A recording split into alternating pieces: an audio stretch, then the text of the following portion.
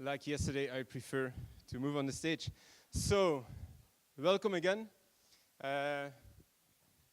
You made it this morning. Congratulations for that. For some of you, it was an early morning. So, welcome. Just a practical announcement before we start. One of the speakers of this morning session, Ilse van Damme, can unfortunately not join us because of illness. So what I suggest is to improvise a little bit. I will not do that alone. I will ask some of you to join me. And the some of you will be Eurodoc members. So the others, please feel relaxed. The idea is simple. Yesterday we had the round tables.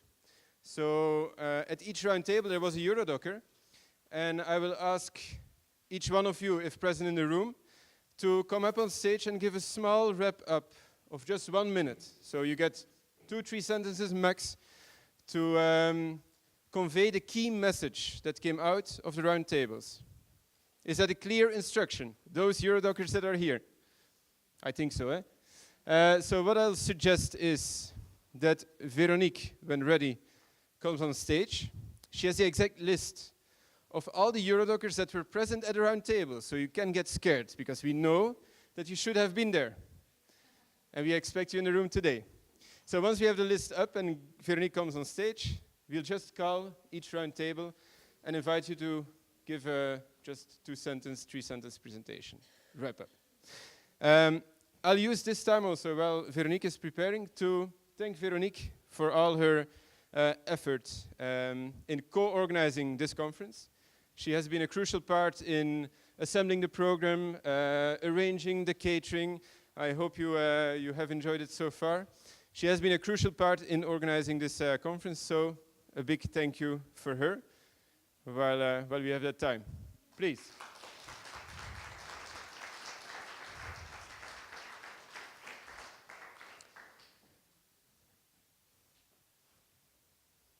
Voilà, and now we have the list. Voilà. There's no issue with improvising. I have a second microphone. If someone else wants to join, welcome, Matthew.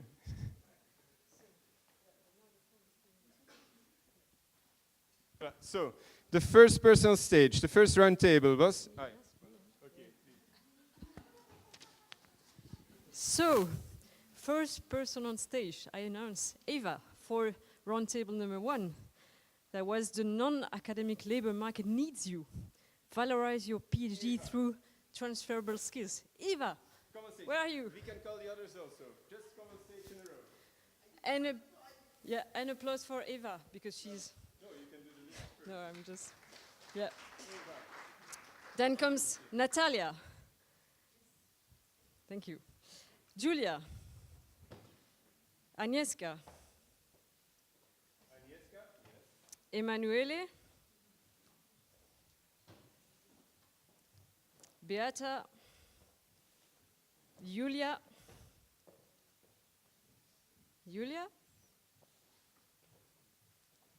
no Julia, okay. Mariana, Aurea, not there either.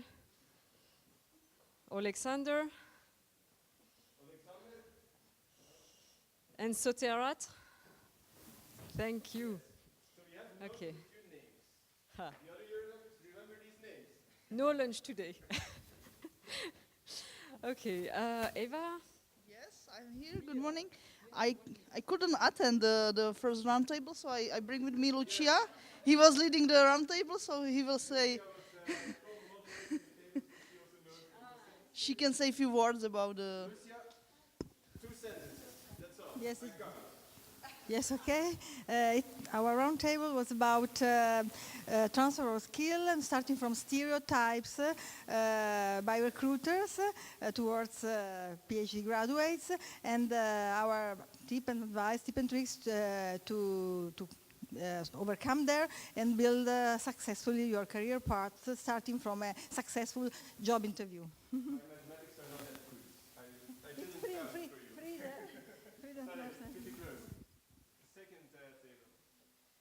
Yeah, hello, my name is Natalie, and I was listening and moderating the roundtable of a pension scheme, which probably young scientists are not thinking about now, but the idea is that currently Euro Commission has introduced quite freshly, I would say, in 2017, the Resaver, such a securing pension scheme that covers where all the these extra monies can be, accumulated, because currently when we are traveling and we are mobile, we are not thinking about that, and some employees, they want to offer like fringe, in a form of a fringe benefit, some extra saving. And the problem is that sometimes the young scientist is not thinking about what will happen to that amount later. And the crucial question is to ask, like, what is the minimum years of working for this company, and what happens to that money afterwards? Are there any transfer fees, and how it happens? And normally that money is kept in the country where you stay, right, and where you work for that moment. But the moment is that this Resaver scheme offers to, it's like a pan-European, it's a new system, a new nice way how to think of your future. Perhaps we are not thinking now, but it should be. Okay, thank you. Yes. Emanuele, 2 sentences, 1 minute max. Good luck. I was in the table about open data and the Helix Nebula Science Cloud. Yesterday, probably you attended the talk by João Fernandes from CERN. Basically, we discussed about the role of open data and how the research environment that we know is changing thanks to digital technologies and the cloud.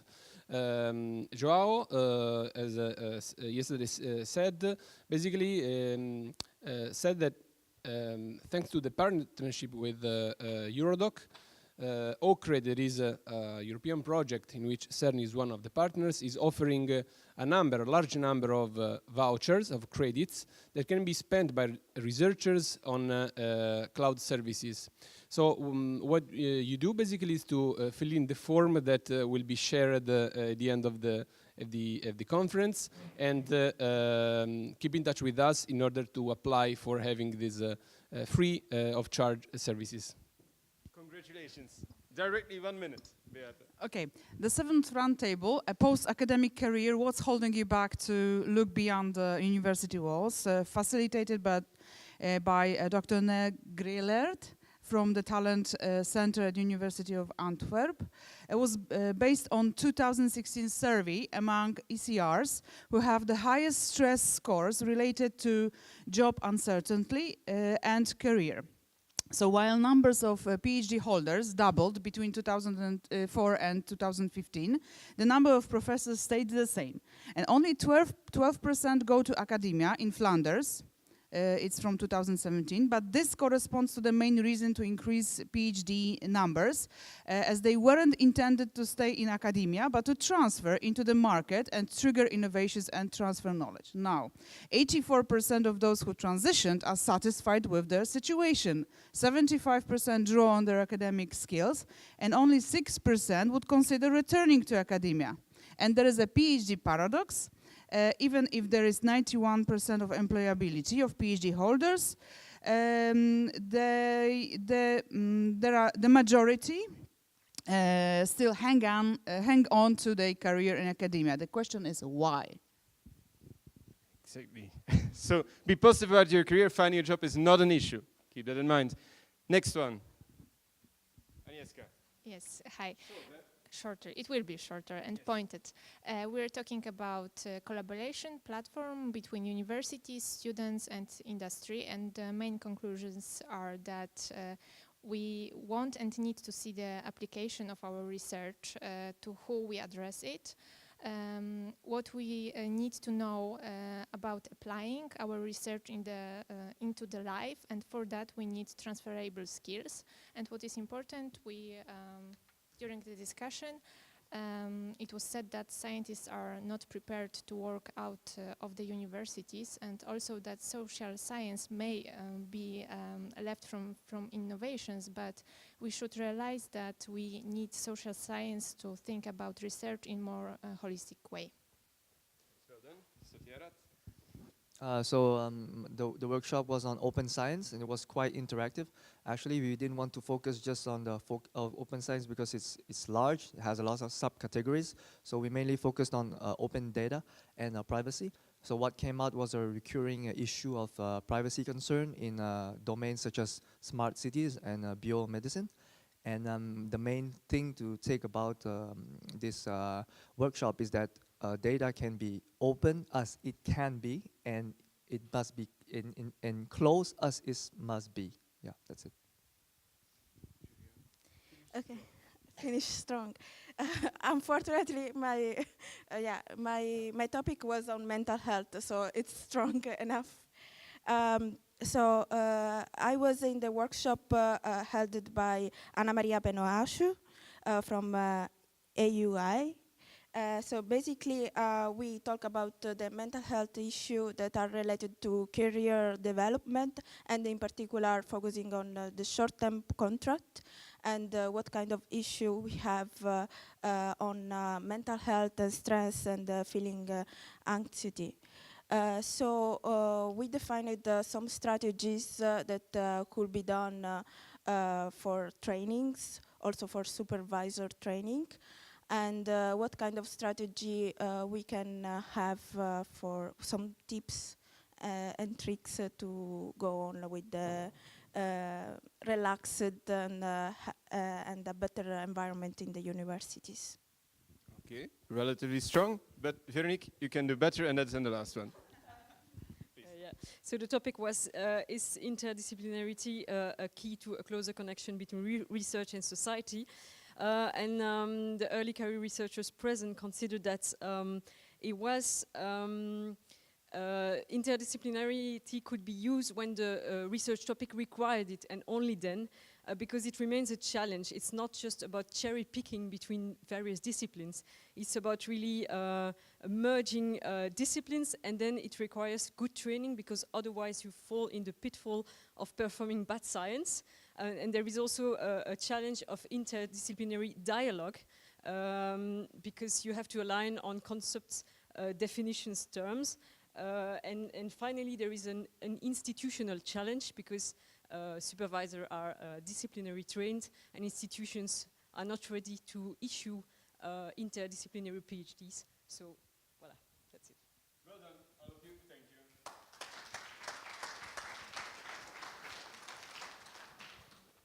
And now, Beata, the floor is yours. We start the session.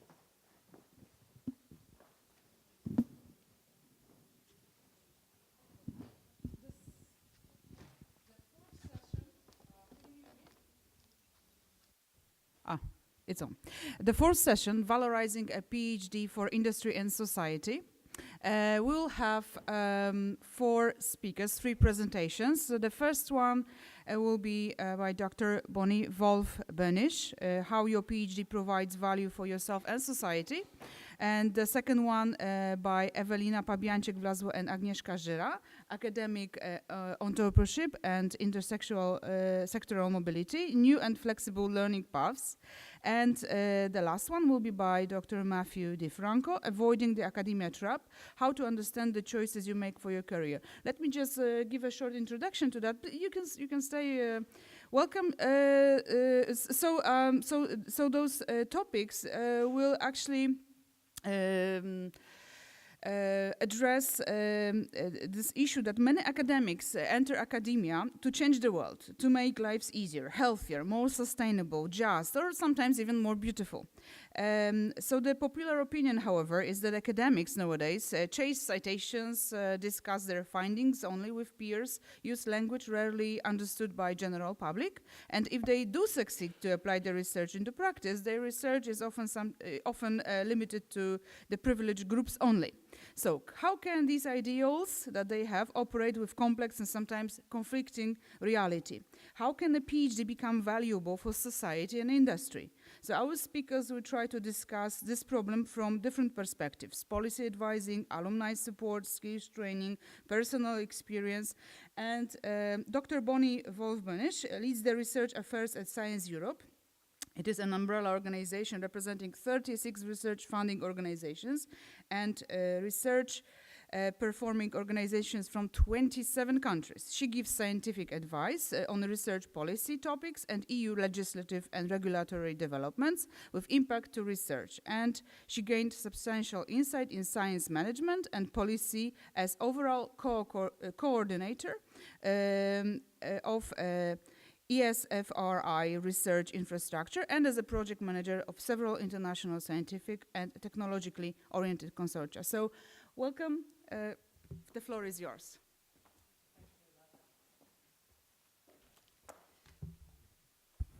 Morning, everybody.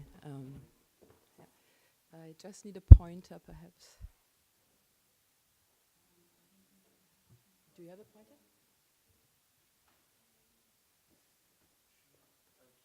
Okay, no, it would be nice with a pointer, but...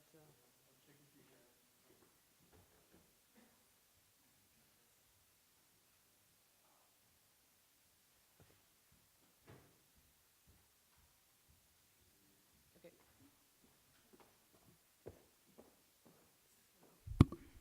So morning, everybody. I heard they had you had a successful event yesterday. I would have liked to come, but unfortunately I was quite busy, so I couldn't come. Okay. Yes, so originally the title of the session was How to Valorize Your PhD in Industry. I will refer to industry, but I thought that my key message is in the title, so I changed the title into How Your PhD Provides Value for Yourself and Society, where industry is then part of society.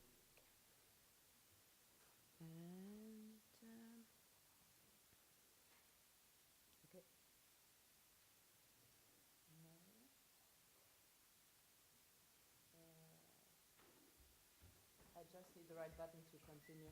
I think. Yes, that's why it doesn't. So up and down. Ah, there, okay. Down. Yeah. Okay. Down. Other. Otherwise, okay. So the first question is, of course, why do I think that a PhD provides value? So I think it provides value for yourself because independently from the fact if you stay in research or not, the training you will have received provides you with skills that will help you to achieve the goals you have to set for yourself, whatever you will do in life. Also, a PhD is still, in many domains, notably in industry, a door opener.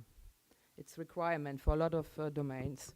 Depends on a bit on the culture, on the countries, but most of the countries still need a PhD.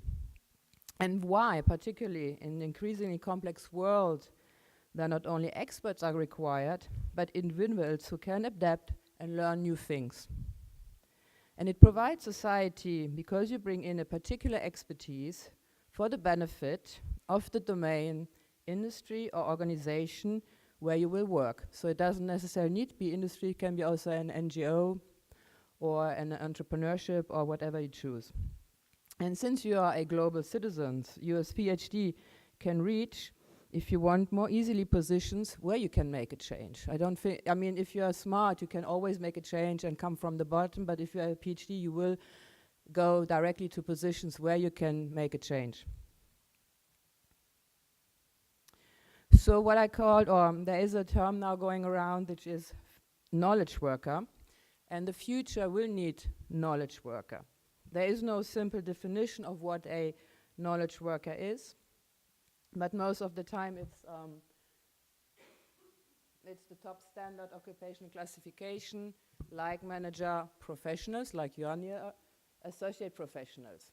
So what is a knowledge worker? Examples are, for example, programmers, physicians, pharmacists, architects, engineers, scientists, but also design thinker, public accountants, lawyer, academics, and other also called white-collar profession. And all, of course, those work need high-level skills indicated by degree or equivalent qualification. Also those who perform, that require expert thinking and complex communication skills with the assistance of computers. So at the end, to summarize, all those main capital is knowledge, and those who work requires the one to think for a living. And most of the PhD postdoc at the moment live for that, think for a living. You are paid for thinking. Because you were talking about industry, there is some industry which are considered to thrive or grow for over the next decade. And if you Google or look at the internet, you will find a lot of resources. You can go to OECD, even if you type in. What I did here was for fun. Actually, I was looking on a company which is a small business financial solution company. Basically, they make foresight and look for auctions for investing in future industry. And this, they have their foresight, including job growth and so till the next 10 years. And my point here is only that you see how broad it is, and where even if there's perhaps some fields were less sexy, but you see that all research domains, not all the STEMs, but also social science and humanities, can find jobs in industry. So I said, is it from transportation to real estate, finance, hospitality, so it's hotels, but you have also sustainable food providers, constructions, but it's not only to construct, but also to construct smart. Consumer, this is really selling, but you can sell whatever is needed. Media, you can go to media. Energy, health, and technology, which is of course here also artificial intelligence, machine learning, and social science, humanities will be very important in the future to how to interact with robots, or humans interact with robots. So basically, this gives you an outlook what is out there. So the question, of course, is how to make it valuable, and I tackle it by 4 facets or key messages, and the next slides will basically then try to underline what I said. So. First of all, I would like that you understand that your PhD provides you with transferable skills applicable in other domains in industry, even if your expertise does not match perfectly. So if you have transferable skills, you can work different domains, not even if you have studied the field where you are posed for. Then I would like that you try to tackle the problem of looking for a new job. So if you like to change academia, to tackle for looking for a new job, the same way if you would as you have done when you get a grip on your PhD project. AKA build an expertise on the matter. Then also you should discover that there is not only life after a PhD outside academia, but that the world actually is much more diverse and full of opportunities you might think. And I will give you an example of my own CV. And you should dare also to change, because there is no right or wrong career decision. So the understanding your transferable skills. Okay, so what can you learn in a PhD? Okay, you learn basically to organize yourself. Is it, if you have to go into a lab, you have to organize access to the lab, you have to organize the lab and think about what you're doing before you go into the lab. Making interviews, so from social science humanities, if interviews is a domain you work, you have to organize. You have to think about the interviews, but you also have then to contact people and to organize these people. So these are all organizational skills. Working towards deadline. I know all of us probably struggle to work against a deadline and having an abstract on time, but at the end of the day, if you manage it, you learn time management skills. Then what most of you do naturally but don't think is find information, analyze it, and integrate it into your work. So if you do it instinctively, but it's a skill, because a lot of people cannot necessarily do it. My skill was I was always able to find information, even if it was not in my domain, and kind of blended it. And you can do it on 2 ways. You zoom in, so it means you become expert on a domain and more specialized. But if you are a generalist, you know, then your expertise is more to kind of juggle around with different domains and then blend it together. Yes, and collaborate with others is important because you learn to communicate. Co-design, that refers to interdisciplinarity. I think the future will be co-design. That means, and we're in Science Europe, we blend policy with research. So we sometimes have not the same language, and sometimes we are not agreeing on how we're doing things. But at the end of the day, we have to work together in order that we can have both worlds, policy worlds and science worlds, come together to do something new, a paper or something like that. And yes, what is important, and you always forget, or we're not aware of it, is that in a PhD you learn to learn, or even during studies. And it's so natural that you don't think about it, but this is the future, the long life learning. Industry will need, or the society will need people who adapt and always learn new things to adapt, because things are so changing now with digitalization. Finally, I think all of you also know what I'm saying, what you have learned, or the process to learn is to cope with frustration. Who from you has not already was frustrated during the time, you know, when you study and you do your diploma or PhD, and then, you know. So, but it's important actually to learn, because you have to that's called resilience, you know, to really manage you through some difficult times.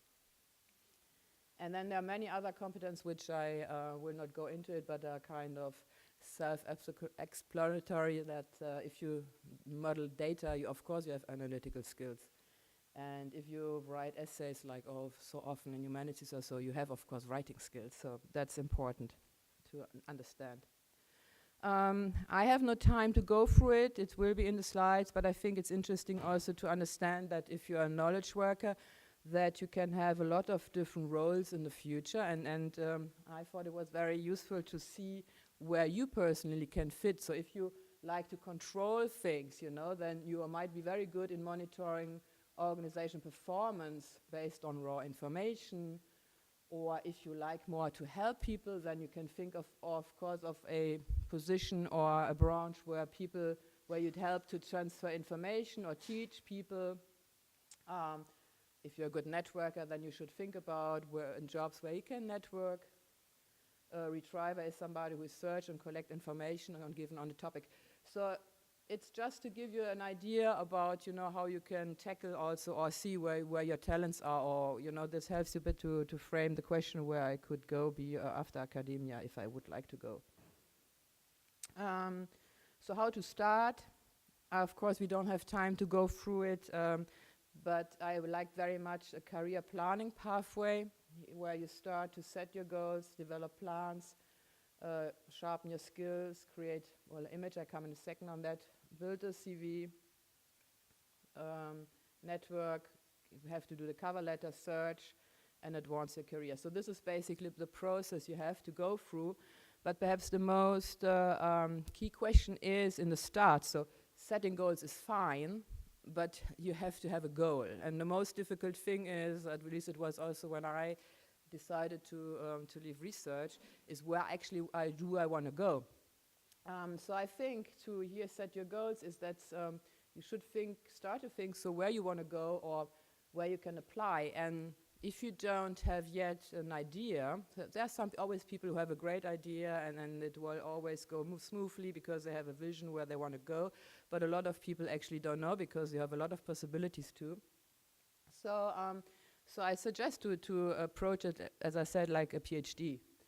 You start to explore and collect information, and you can talk to friends or persons who work in an area of potential interest. You can check newspaper, brochures of in potential industries you are interested in, web pages and job descriptions. Okay, I have to run through. Yes, and you make a hypothesis about yourself and ask a friend who I am, what can I go, what's my strength, and that helps you a bit to frame the question where you should go. Huh?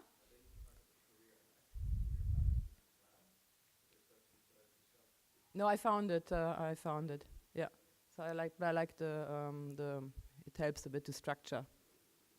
Yes. So I have 3 minutes. So yeah. So I will go through it. Yes, but I thought it was more practical. If you see, that's me 20 years ago. Actually, in June, I will be 20 years I did my PhD. I don't know if I'm recognizable still. So my point here, as I go through it now rapidly, is if you look at that, and you can read it later, it looks like a very pretty straightforward career, you know, that I always planned to become a head of research affairs of Science Europe.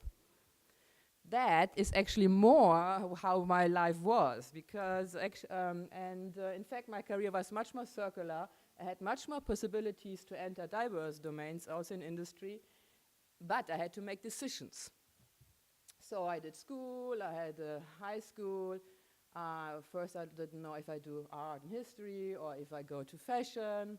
Then I did study geology, I did my diploma and I did my PhD, and actually I did my DHP in wine, tracing the fingerprint of wine. And so I was tempted to go also to do the winemaker industry, but then I continued, and I had an offer by the industry, but I didn't want to go. I didn't want to sell the machines I was working with, but I could have, and you don't know where I would have go.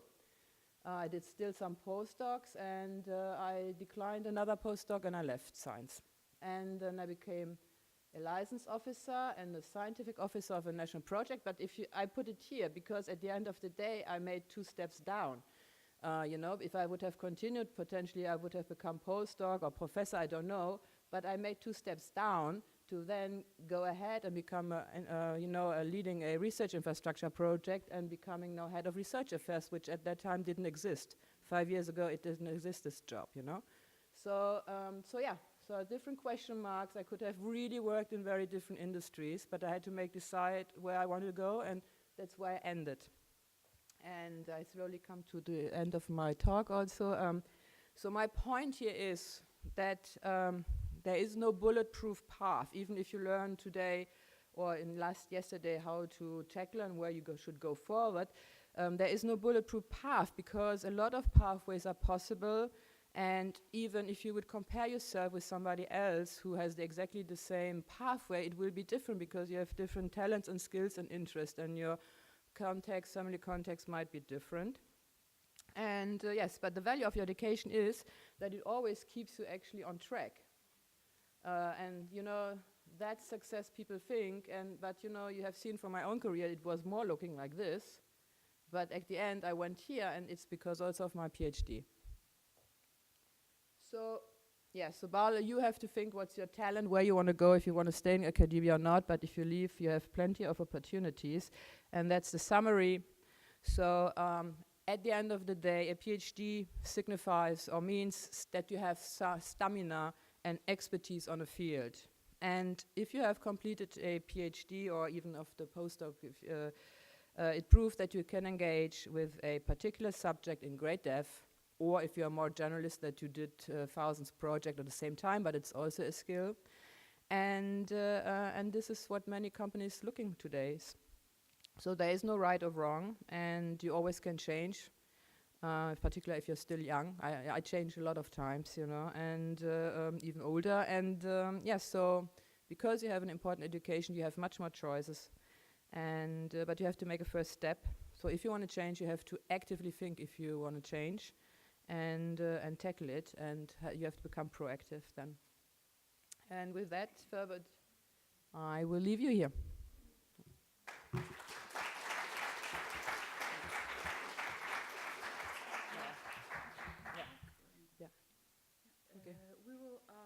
Are there any burning questions, or shall we leave them at the end of the session for the panel discussion? Just one burning question, quick one.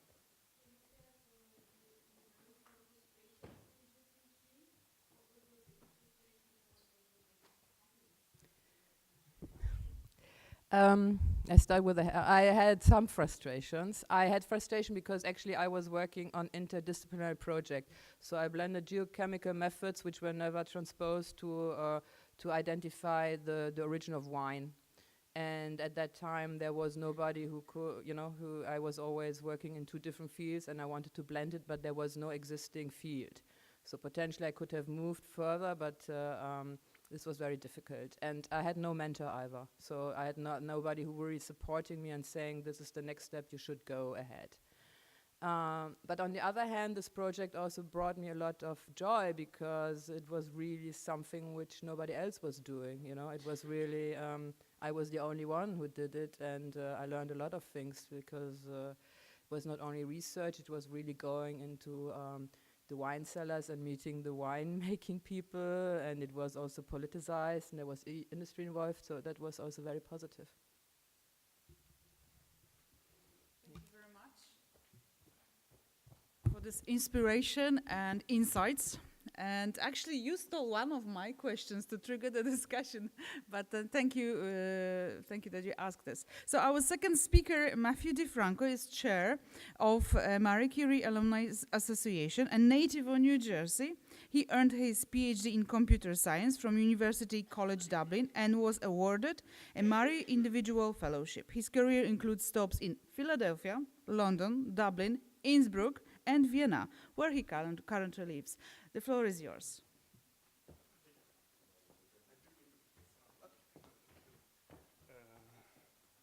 Just a minute. I need to. Can I drink some water? Sorry, I do live in Vienna, and I just got here about half an hour ago. So, but let me just say thank you really quickly to Gareth for the invitation. It's a really, I also couldn't be here yesterday, and I wish I could have, and I'm sure you guys had a good day. I hope you had a good evening. I hope everybody's really tired and isn't paying attention too much to me. I did my PhD in Dublin. Yeah. So yeah, I was there a lot. But actually, Bonnie's talk was great. When I was asked to do this, I knew who the other speakers were, but we didn't communicate ahead of time. So some of the things that she said kind of overlaps with what I want to say. So I won't go into too much detail about the specifics. I know that a lot of topics that are covered by Eurodoc at this conference have to do with career, skills, transferable skills, how to make the most out of your PhD. So I want to talk a bit more about how we perceive a PhD. I mean, as somebody who did a PhD and who now is the chair of Alumni Association, we have over 13,000 members, and we really focus on networking and career development.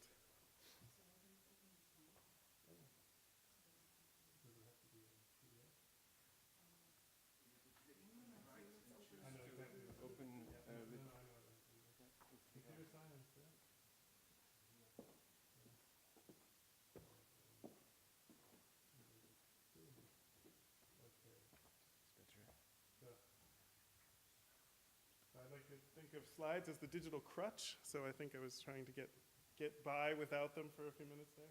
But that's great.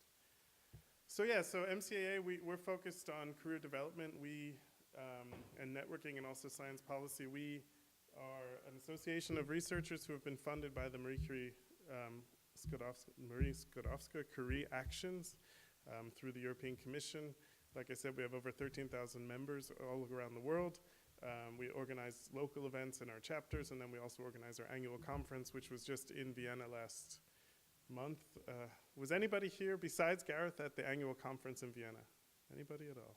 Okay, that's a shame. It was a really good event. So I think Gareth can agree with that. Yeah. So when I was asked to give a title, I kind of came up with this in the spur of the moment, and it was Avoiding the Academia Trap. And I say that because I think I still work in a university in a research setting. I have for a long time. But I think now that I'm working in a lab where I'm working in a biology setting, I'm a computer scientist, and I kind of observe what's going on amongst the PhDs and the different labs. And it's interesting to me to see it from a perspective where I was there before. Now I'm kind of observing. And I think I have no judgment to make, but it's very fascinating to kind of see the process of new PhDs and getting introduced to the lab and meeting the lab, and then the old PhDs are the ones who are finishing and the stress they're under and what they're trying to do next. So I tried to kind of encapsulate the life of a PhD. So does this work? So yeah, I tried to kind of summarize the life stages of an academic. This doesn't work. First is the before the PhD, which is 20 to 30 years, not very important time at all. Things happen like your birth, your childhood, your puberty, school, work, university, family, friends, relationships, but that's not important. But then you have to decide whether you want to do a PhD. And I know that for some people it takes 2 weeks. It might even take 2 days. It might be a very spur of the moment thing. You're in a lecture, you're at the end of your master's degree, or you're sitting at work and you're bored out of your mind, and you see an ad that says do a PhD and you apply, and that's it. Some people it's a long thought out process. I think a healthy thing would be maybe somewhere in between. Yeah, so some of the things you have to think about: justification, why would you do it, what discipline you would do it in, who your supervisor is, which location, do you stay at home, do you travel, do you go abroad? And then during your PhD, I don't know everybody's experience, but I would say 3 to 10 years is probably a good range. I know I was in the 3.5. Before I did my PhD, my college roommate, who was actually doing a PhD, he was at 10. So actually, we finished around the same time, but we didn't start at the same time. And then, so during your PhD, you do study, you do research, you do experiments, you travel a lot, you have relationships, some good, some bad. You have a lot of stress, you have a lot of uncertainty. And then after the PhD, it's the rest of your life. And this is the question that a lot of people ask. And I don't know, you can fill in the blanks there. so yeah. So I tried to come up with some questions, career choices. What I tried to frame this as career choices. You know, in the beginning, you have your primary, secondary, tertiary education, usually. And then you start to think about what you want to do. We ask children, what do you want to do when you grow up? What kind of career? Most kids will say things like doctor, or fireman, or policeman, or princess, or queen, or, you know, nobody says, well, actually it's not true. Some kids will say, I want to be a researcher, I want to be a scientist, I want to be the president, I want to be the prime minister. You know, there's a lot of things. But I think you can think of aspirational careers, or transformational careers, or practical careers. Maybe that's oversimplifying. I'm not even sure where a PhD falls. And then you start to think, as you maybe go through education, where do I excel and where do I struggle? And these are really important questions to ask for any career, I think. And then, of course, before a PhD, before you even think about it, when you start to think about it, you have to start to think, how does this fit into my plans? So I don't think you get to the point of thinking about a PhD without having some other options or desires. So it's really important to see how it fits into your life plans. And I know for a lot of people it's really important, and that's great. So when you decide to do a PhD, you have to decide why. Do you want the challenge? Do you need status? Some people do. Do you need training? Sometimes it's required for the thing you want to do. Do you want to pursue knowledge? I think this is actually one of the best reasons to do a PhD. Is it because of a relationship you're in? This happens a lot. You might be in a relationship, you move somewhere, you can't get a job, but you can study. Or you might be in a relationship where you get inspired by the person because they're doing a PhD. And then you start to decide which discipline. If it's multidisciplinary, I've just heard that it's not so easy. But still, a lot of universities don't give multidisciplinary degrees.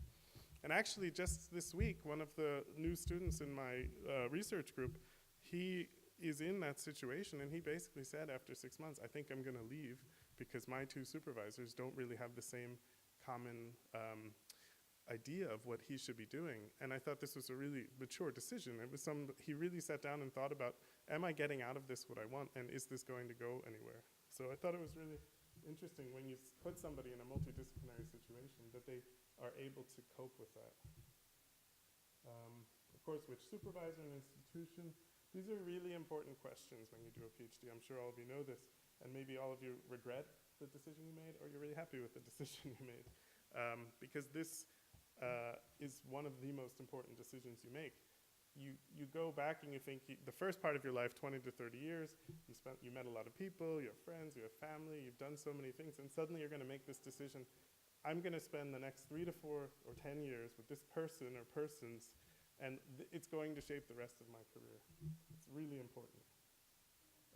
Where do you want to be, of course? Do you want to be located? Close to home or mobile? This is a big decision for everybody. As an Marie Curie fellow, I was mobile, and my life kind of brought me to different places. But I also know that for a lot of people, that's not an option, and it's okay to not be mobile. And this is something I think people really overlook. What are the former PhDs in this place doing right now? So if you're looking at different places, Do they have an alumni page? Do they talk about their former PhDs? It's a good indication for yourself when you hear good things about the people that came before you, or you don't hear anything. It's kind of a red flag. So, and when you interview, do you even talk about this? Any job, you should really talk about this, but especially in a PhD or in a situation where you're going through a training program. And do they advertise that? So I'll try and speed up a bit. I'm not sure how much time I have. How much time do I have? 5 minutes. Okay. So I just put down a few things. During a PhD, you should really think about some things I put the time scale here. What role do you play in your organization? Do you play any role? Are you valued in your organization? Do you know your value in the job market? I think this is something that people overlook, and Bonnie touched on this a lot, all the different skills. When you're doing a PhD, you shouldn't kind of forget that there's a larger world, there's a larger job market, there's a larger society out there. And you should always kind of remember how you would fit into that if you weren't doing your PhD, especially if you're having problems. What kind of position would you expect? What salary would you expect? This is a big question. So, do you discuss your career with your supervisor? You don't have to, but for some people it's important. But some people you have there's other people in your life, friends, family, mentors. Have you updated your CV? I mean, I didn't do this, but I wish I had. Every couple of months, you should really update your CV and kind of take stock of what you're learning or what you're gaining that you could go and tell somebody, hey, guess what I can do now? Or, I can fail at doing a lot of experiments. Have you searched for jobs or even gone on interviews? I mean, this is a bit extreme, but you could also every 6 months apply for jobs, go on interviews, especially if you're in the place where you want to work. And look at outside of academia. So yeah, just to continue on with this, are you gaining experience, training, or competencies which are sought after in your field? Are you in contact with academic people and organizations in your field? So interest groups, professional societies, and I don't know if everybody where you live has meetups, but this is actually a really good platform where people with similar interests get together and just talk about topics of interest. And I find in some ways this meetup concept is maybe what is lacking sometimes in the academics setting, which is a no pressure, no incentive situation where you just talk to people about the thing you're interested in. And I just started going to them in Vienna for deep learning, for instance, and it's quite nice. So we had a major survey in 2017. I won't go into too much detail. But one thing that came out, which I found interesting, was the experience of doing a PhD, led to a reduction in the desire for an academic career. So, I mean, it's kind of funny, isn't it? And maybe this says more about the process than about the people. But I think it says a bit about both. I think it also says that sometimes you don't get into a PhD knowing what it is you really want, or knowing what it is that an academic career is. And so it takes a few years to figure it out. So there's the major survey. I'll skip through. This is just about mobility. Okay. Yeah, so in terms of career break, this is a kind of, when I talk about career choices, this is a big choice for you to make, is a career break. And we did have some data on why people make that choice. I think I just put it up there as an interesting. Of course, the number one is when you have a child. But, and then for academics, the number two is because your contract ends. And then there's just a lack of positions. So I guess this is part of the reason why we see this trend towards not wanting to stay in academia. And this is the graph where it shows that this works. So first stage responders, career aspirations during the doctoral studies, research career outside of higher education, it was 327. I don't have the exact numbers. And you can see as the yellow represents during the study, green is after and now. And you can see this trend. More people don't want to be in academia after they've been in academia. and some of the other results back that up. So after a PhD, the first question, of course, are you in line for an academic career? This is a hard question. Some of us don't have a good answer for this.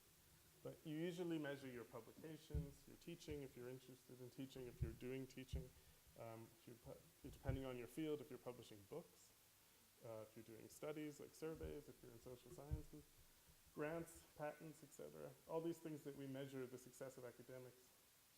are you thinking about options outside of academia? I think even if you want an academic career, you should still know what you could do with those skills. You don't have to leave forever. You can always come back. And sometimes it's better to leave and be in a situation where you're still affiliated with academia. Can you articulate your skills and experiences? And some of the skills Bonnie mentioned, I won't go into detail. Can you tell somebody in an interview what it is you got out of your PhD?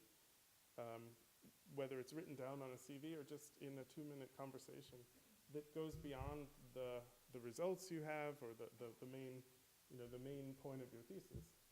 So these are some of the skills, and there's many more.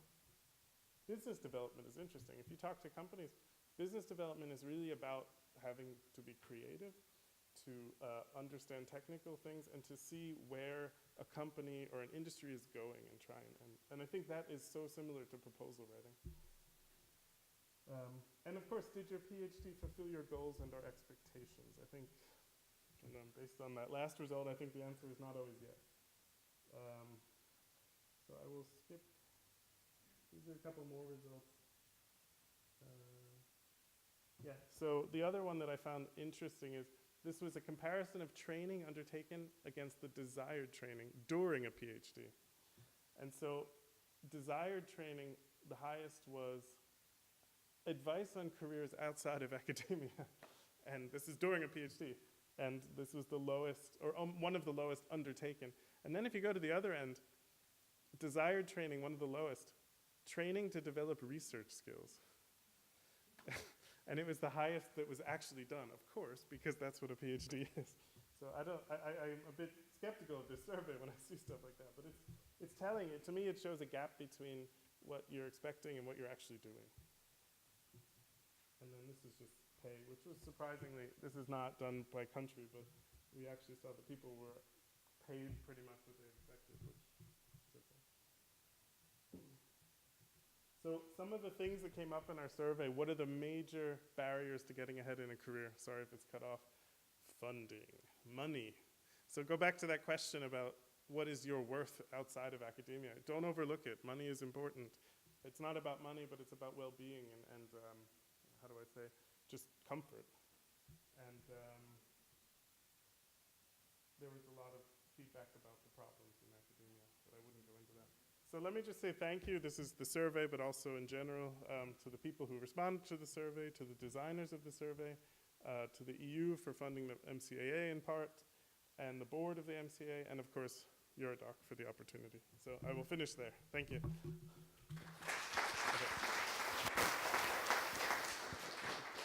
Any questions? I'm kind of curious what decisions people will make after the speeches and the conference. Are there any burning questions, really burning questions? One. Okay. One question, just regarding mobility. Yes. I know it's the key aspect of the environment during fellowships. How key, I'll save some vocal cords, how key do you think that is to progressing a career? I know it's the well-worn mantra from various national and EU bodies that mobility, if you're not mobile, you may as well forget about a career. And let's say that rubs me up the wrong way quite severely, and I'm just wondering what your experience is in your position. It's a great question, a huge topic. Very briefly, I will say, if you're in mobility, then of course you want it to be important for you want it to use it as an asset because you are a mobile researcher. But the fact is, I mean, when I'm in Austria, I feel like I'm always at a disadvantage because I'm not Austrian. And so I think for a lot of people, mobility can mean going away for a few years, but then returning to their home. And I think the majority of people do that, and that's fine. So mobility can be a lot of different things. Some national schemes mandate it, so you have to go away for 6 to 10 to 20, 24 months in order to, advance. I'm okay with that, I think, as long as it's clear that it's not a long-lasting thing. But I think for academia, part of academia is broadening your perspective, and I think there's some benefit in traveling or being mobile as a researcher. But I'd be curious to see real statistics on the influence of mobility on careers. Exactly. Exactly, yeah.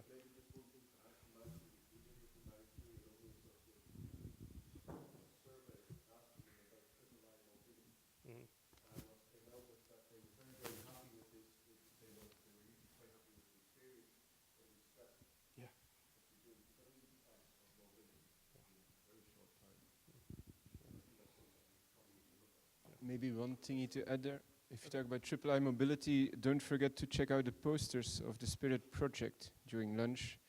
Some of them may be focusing on triple I mobility actually, so keep that in mind. Okay. Thank you very much.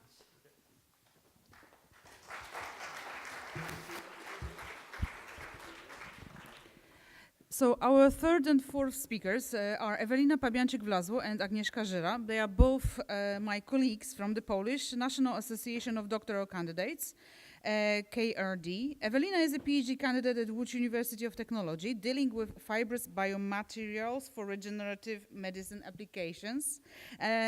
She's a former president of Eurodoc and of Polish National Association of Doctoral Candidates. So currently she's a member of Council of National Agency of Academic Exchange in Poland and a member of Young Scientists Council at the Ministry of Higher Education and Science. She is also a co-founder of a technology startup awarded in Poland and Europe.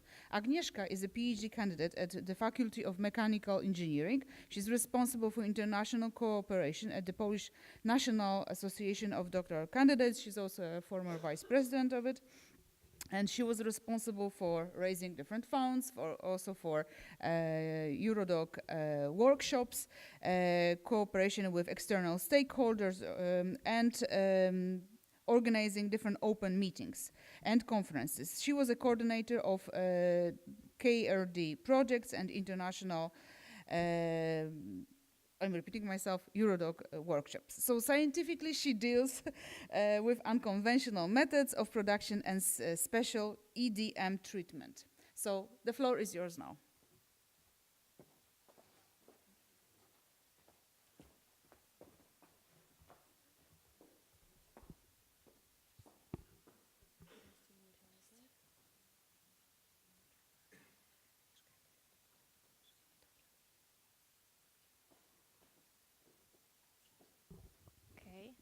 Thanks for introduction. We'll talk about academic entrepreneurship and intersectional mobility, new and flexible learning paths. To start with, what is the knowledge, and especially the knowledge commercialization? The point is that all the economic and social development is based on knowledge. The main aim of all the higher education institutions should be the knowledge transfer into society, and it is very important how the society perceives this knowledge which comes from all the mentioned institutions. To start with, there are, of course, some barriers for knowledge transfer from academies, and the main are connected with some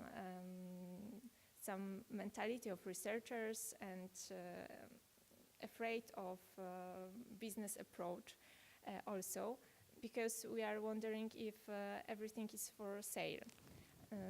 The second thing is afraid of undertaking the risk of cooperation with industry and business. We generally don't know who, for example, who gets the shares from our research. Of course, scientists have also some lack of business skills which we should improve. Of course, there are demand barriers, because we should be sure that someone will pay for this, what we will do. The next barriers are, of course, bureaucracy and some law requirements. I would like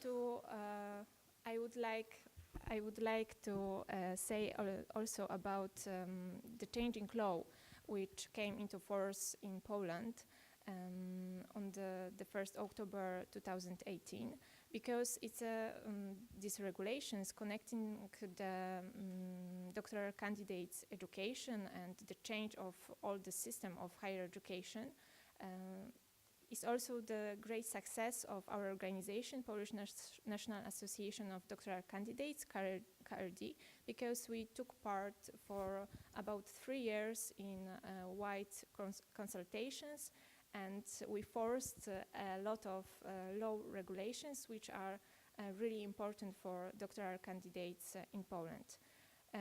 We hope to improve the quality of education of doctoral candidates, and of course to have the larger autonomy and development of higher education institutions, to improve the mobility, to get more fundings for research, and of course to think about science evaluation. What have changed?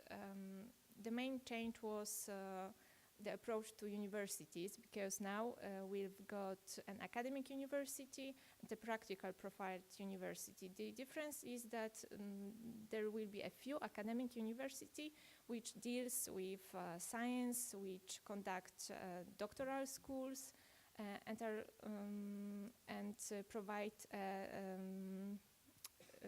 provide studies, master studies and bachelor studies. And on the opposite, we've got a practical profiled universities where you can gain a specialistic knowledge about specialistic knowledge education and the first cycle studies. We've got also federations, which can be cooperation of universities, of other scientific centers, or university and business, or other stakeholders, and they can cooperate and work together. As I mentioned before, we've got new model of doctoral training, which one is a great success, because we change our training programs. We have doctoral schools now. We will have doctoral schools now. The requirements to get to the doctoral school will be higher than now, so it will improve the doctoral dissertations qualities. The next success is that every doctoral candidate in the doctoral school will receive a scholarship, which is without taxes and with included social and health insurance. We will have two basic elements for doctoral training. The first one will be education program, and the second one an individual research plan, which will be evaluated each 2 years. There will be also new flexible learning paths with soft and transferable skills, which are really important for doctoral candidates in Poland. We won't need to teach students in such a way. We have to do it now. We will be open for international cooperation, for scholarships. We'll have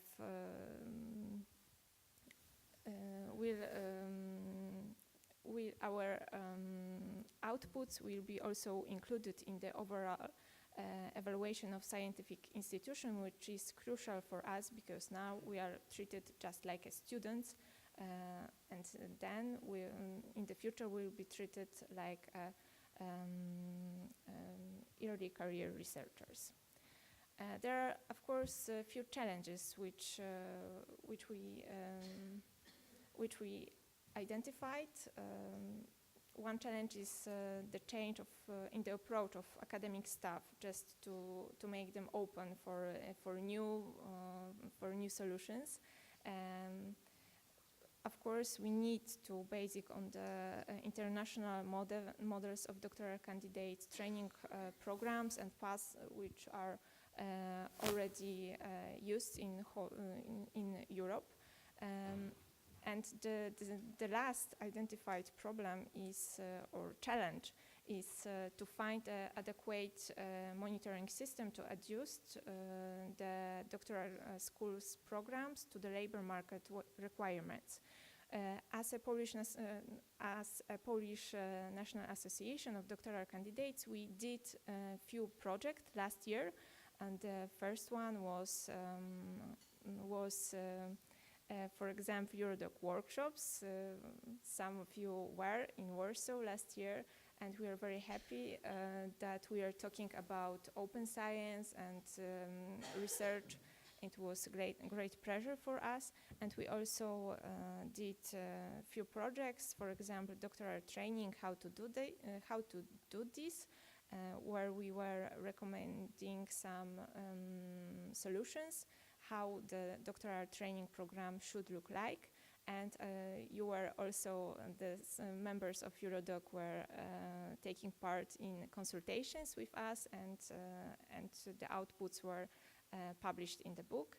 And the second program was was training for doctoral candidates to improve their soft skills and social skills, and it was also a great success. To sum up, we shouldn't be afraid of new, and there are no wrong decisions. Just we should do what we want, because we don't know how the future will look like. Does it work? Yes. Let me switch a bit to more practical part of commercialization of knowledge. So at academia, we could have different parts by which the commercialization of knowledge is conducted. We have academic incubators, which in my opinion are the most effective ones, because they give you knowledge, they give you skills, and they train you towards achieving a specific goal, I mean setting up a company. There are also technology transfer centers who are dealing with direct commercialization of knowledge, transfer of scientific research, and so on. We have a special purpose companies that are set up by universities in order to avoid the financial risk connected with doing economical activity. And the last one is spin-offs and spin-outs, that are companies established by academics without or with academia shares. And a part of my doctorate, which I'm trying to very much finish this year, hopefully, I'm also a startupper. I co-founded with my friend Magdalena a technological startup dealing with textronics solutions for digital health. So with now going into details, what is it about? I will share with you my experience and what skills I find that I didn't have in the past that would be really valuable for me, that would really help me in dealing with my startup. So basically, this is kind of spin-off based in my university, which University of Technology in Poland. We were two women that co-founded that. I'm vice president, Magda is president. It was established in December 2016, which means that we are already 2 years and a few months on the market. So at some point I'll have to answer myself whether it's a failure still, because we are not selling a product, or it's still a success. But since we are finalizing the 5th prototype, I mean the minimal viable product now is on the go, and in March we did an European patent application, so I think we are still in a game. So hopefully we'll try to manage that project. So total investment that we get from European Union by European Institute of Technology and Innovation is around 50k euro. National funds around 20k Polish zloty, and other last month we get another distinction, another prize for 30,000 of zloty. So as you can see, we get a lot of media coverage internationally, locally. We get different prizes. We won different validation program in Netherlands. We also get the Woman Entrepreneur of the Year. But it's not so easy to be a startupper. So going into details, going into practical part, you need to know what you need to know before you start. First of all, you need a real business skills. I'm not talking about a course within your master studies when there's a lady with no practical experience showing you how to manage the project. No, it's not like this. You need the real business skills. You will have to negotiate with investors. You will have to negotiate with future collaborators. You will have to know everything about that. You will have to stand up in front of investors and make your pitch within 3 minutes and then get the money. So it's really difficult, believe me. It was really difficult, but finally we were trained so much to get involved and get some money for our project. You need lots of money to achieve the minimum viable product. And if someone tells you it's not true, don't believe them. You will have to somehow at some point invest even your own savings if you really believe that, because at the very beginning it's really difficult to get money. Secondly, you will be liable for everything. If you set up a company, you're making negotiations, you're making commitments, financial, legal. You will be liable for everything you do when you set up a company. Please mind that. You can be taken into the court, you can sue somebody. That's a very big liability, and you have to be aware of that before you start doing your startup, like for the real. You have to be aware that you will be working in your free time and for free, at least at the beginning. Then you have to be persistent when all others will leave or they stop believing. So you have to be persistent enough to stay in the project, to commit your own time, your life, maybe other private goals in order to complete the project. And you will have to be the envy of your peers, because at some point they will start to ask, okay, so they are doing the startup, so they have a lot of money, so maybe they are not here wanted anymore in the place. Or they will start asking you, okay, so how much of your work time do you actually intend for doing your startup? Because you should be here, you should be working on the doctorate, not on your startup. So you have to be prepared for that. And you will have to count on indulgence of your family, because it's still your free time, it's still your private life that you have to commit for such a project.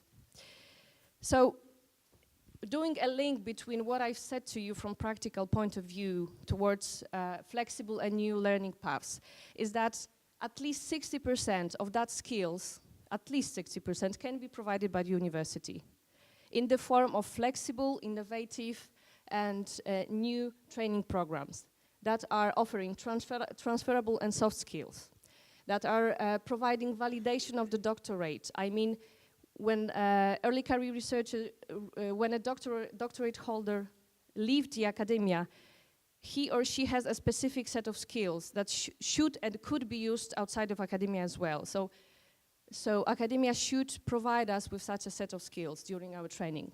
Then career tracking and consultancy.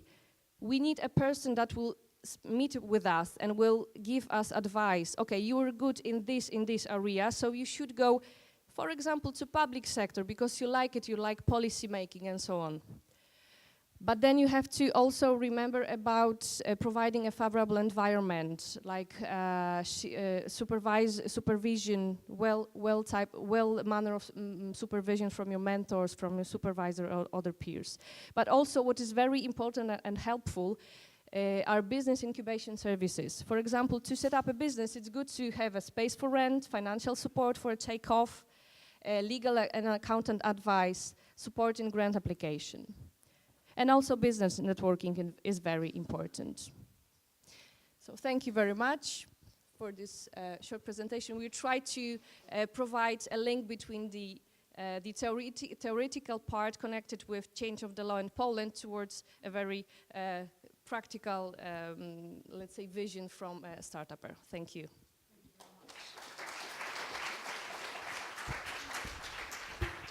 Thank you very much. Are there any burning questions?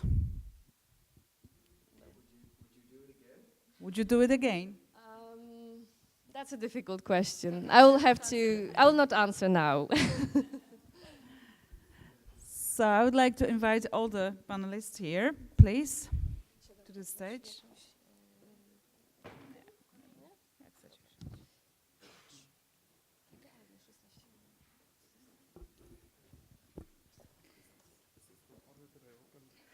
I think so, yeah.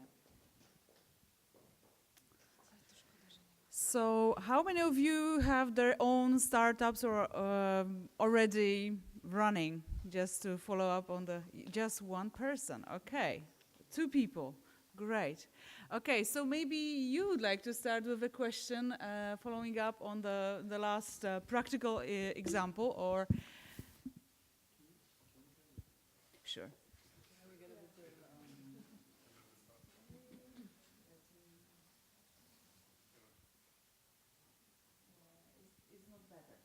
So I would like to ask a technician to maybe make it a little bit darker, so we're not blinded. So to trigger our discussion, I would like to, because we were talking so much about different skills, I mean like from all kinds of perspectives. So and actually the skills that the PhD candidates should have, or postdocs, in whatever career they choose. So what about the supervisors? What, because you know, if we go follow this path that it's not like 100% burden on the ECRs to gain those skills, we follow the path of academic training. So what about the supervisors or professors? What kind of skills should they have in order to help us? Okay, I start. I mean, times has changed, but to be honest, supervisor, he should have skills to help the students to go through the PhD. Means, you know, be empathic, understand where the student has problems for different reasons.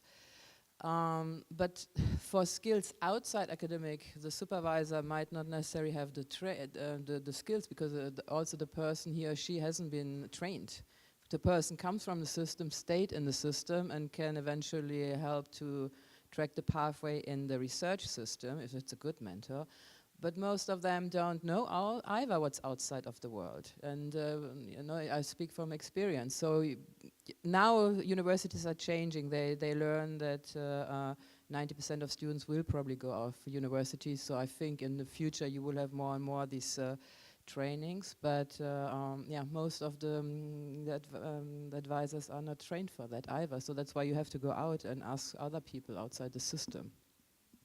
So Evelina, aren't your expectations too high then? If it's kind of difficult to expect it from the supervisors, what helped you? What helped you actually? This is my question. Well, maybe I'm not the best person to answer the question, because my supervisor was kind of reluctant to stay with me all the time and help me, and he does not have anything to do with my startup. But anyway, I believe that supervisors are also people, and they require and they need training as well, the same as doctoral candidates. There are people who are great researchers. They can do very high quality science, but they are not preferably the best, I mean, project managers, but the best team leaders. So I believe that supervisors also need training, and a well-trained supervisor can share his or her knowledge with the doctoral candidates. That's, in my opinion, is the high quality of this relationship between a mentor and supervisor. I agree with Evelina that training is really important, because supervisor should act as a mentor who just push us a little bit to the direction which we should go. Yes, but the very important is that the supervisor should help us, don't disturb us, and should support us with our decisions and projects and so on.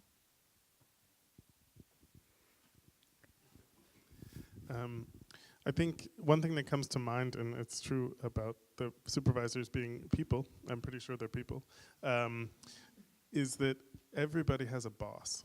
And it's really important to understand what the pressures and the expectations on the supervisor are, or the senior scientists, and to kind of fit that into the question of what skills should they have. Because a lot of times the skills that they have are not the skills they need to manage a team, but they are the skills they need to publish papers and write grants and get money.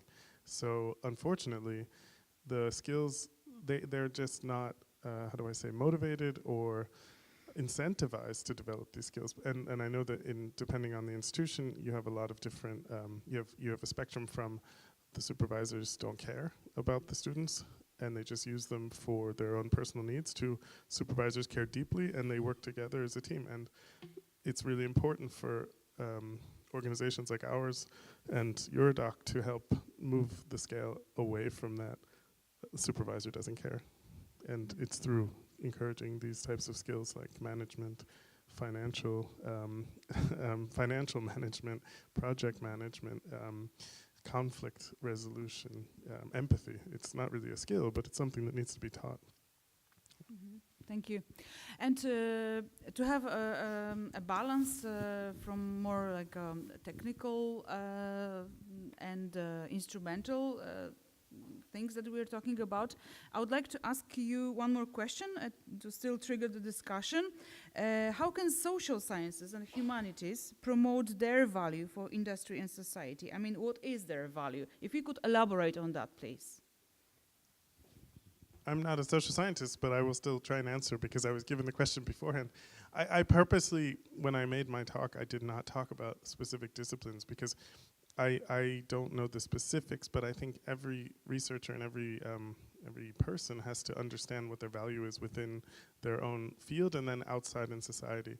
So just off the top of my head, I think there's a lot going on in policy, communications, and there's more and more jobs coming up now that involve social scientists, historians, philosophers. That it's becoming more important now than maybe it was before in the, quote, post-fact world. Yeah, I mean, I have problems with how it's questioned or how it's asked for, because they have, of course, value, but it's different than somebody who comes from maths or computer sciences, because people from social science humanities haven't learned other things. So I tried in my presentation already show that they have different skills and added value to give, and but I think in the future, especially with artificial intelligence and the robot-human interaction, social scientists, humanities, students from this field will have an important role, particularly because they have another angle. They see things differently than if you come from natural sciences. And I have to say that now being in the public affairs realm, or I see a lot of high-level top manager. They are not from the STEMs, from the science technology fields. A lot of them come from social science humanities, because they have really the presentation skills. They have historical knowledge. They can contextualize situations. So actually, top-level science manager comes often from more social science humanities. The motivation to ask this question was basically, you know, there is this tendency to make it less valuable in the academia and just to have less fundings, and so probably that was the motivation, just to follow up. Well, I'm totally technical, I must say, but what I've learned during my training, during this different type of validation labs, I get a proper training from social skills, let's say, transferable, maybe not transferable, but soft skills. And I must say that without these skills, I wouldn't be able to go to stand in front of the investors to apply for different funding, let's say. So I believe that this is crucial part of any kind of any disciplines and any fields that we are working on. I mean, soft and transferable skills that are basically linked up to humanities, right, or social sciences. But there's also another answer to this question. I mean, I think that's the citizen science is the answer for that. I mean, when people like the average people, the average our neighbors or the people that we are living in our cities, that when they will understand the importance of knowledge and how it works and how much it contributes to the development, they will start to see this, and within those concepts of citizen science, social and humanities take very important role, because they provide the link between the hard science and society. So I think it's very important. Okay, thank you. Okay, so now I will take questions from you. Okay.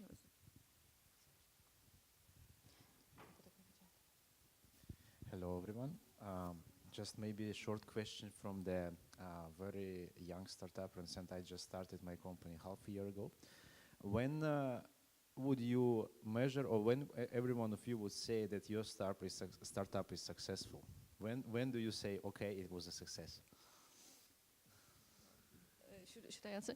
Well, as I said, we are 2 years and 3 months on the market, and we are still not selling. So that's why I'm still holding before, let's say, saying that it is a failure or it is a success. Let's say, I think the success will be when we reach a milestone. So when we have a final product, and then the decision will come whether we will sell the technology or whether we'll start to production manufacturing. So this is not the case. So I'm waiting for this step to decide.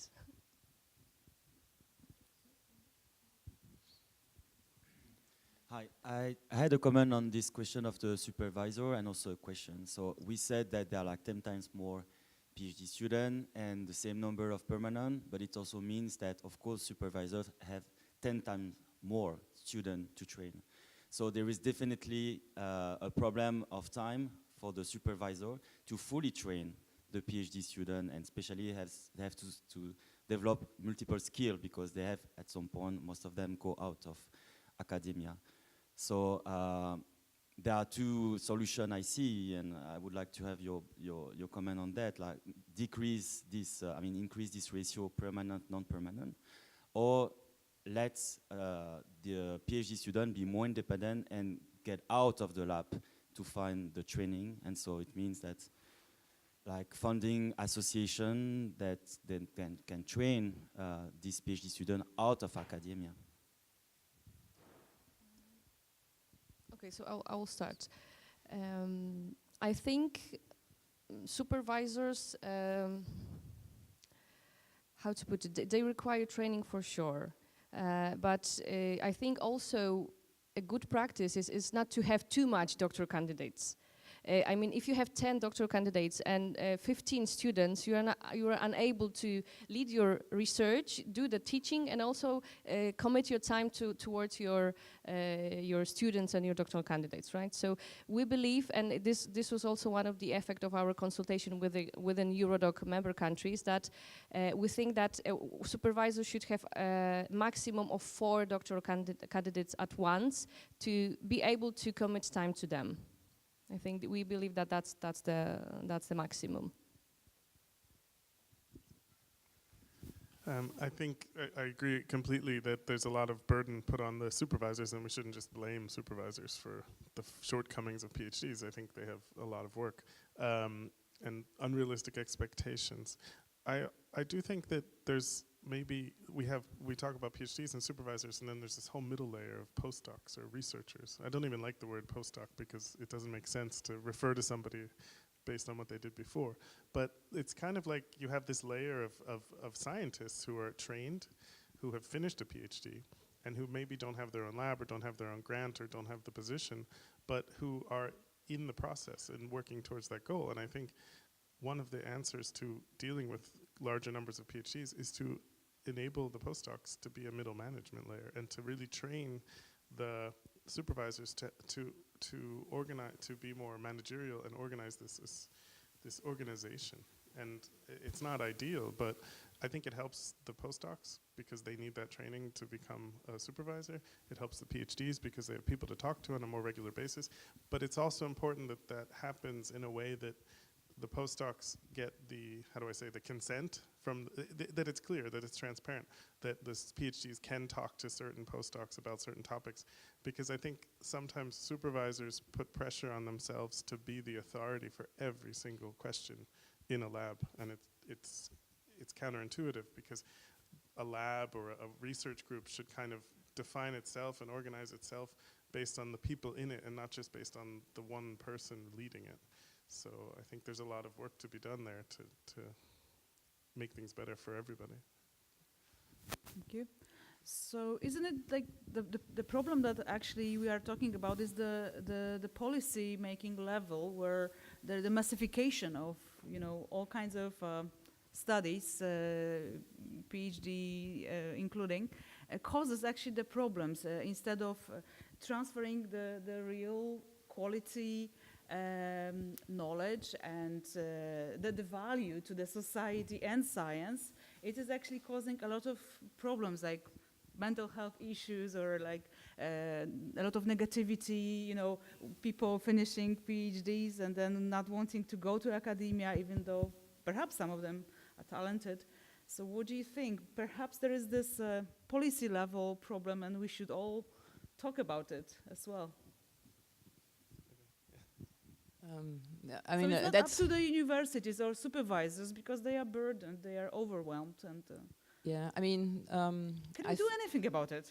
No, I mean, policies is good if you have understood what's going on, and you know, and then you can react and make policy. So what I think is that at the moment things are changing so rapidly that there is understanding that things has to change, and I'm sure things will change. But traditionally, that was a bit my point in the first round, is that traditionally universities were not there to train people outside academia.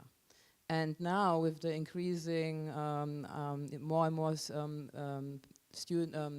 people who do a PhD, of course, there are now too many people in the universities, and that has to change, you know, a bit more regulated. But on the other hand, everybody can have a PhD. It has to be clear that not everybody can then be in academia. So that's fair. So supervisors are a bit taught between, especially those who understand that there is a change.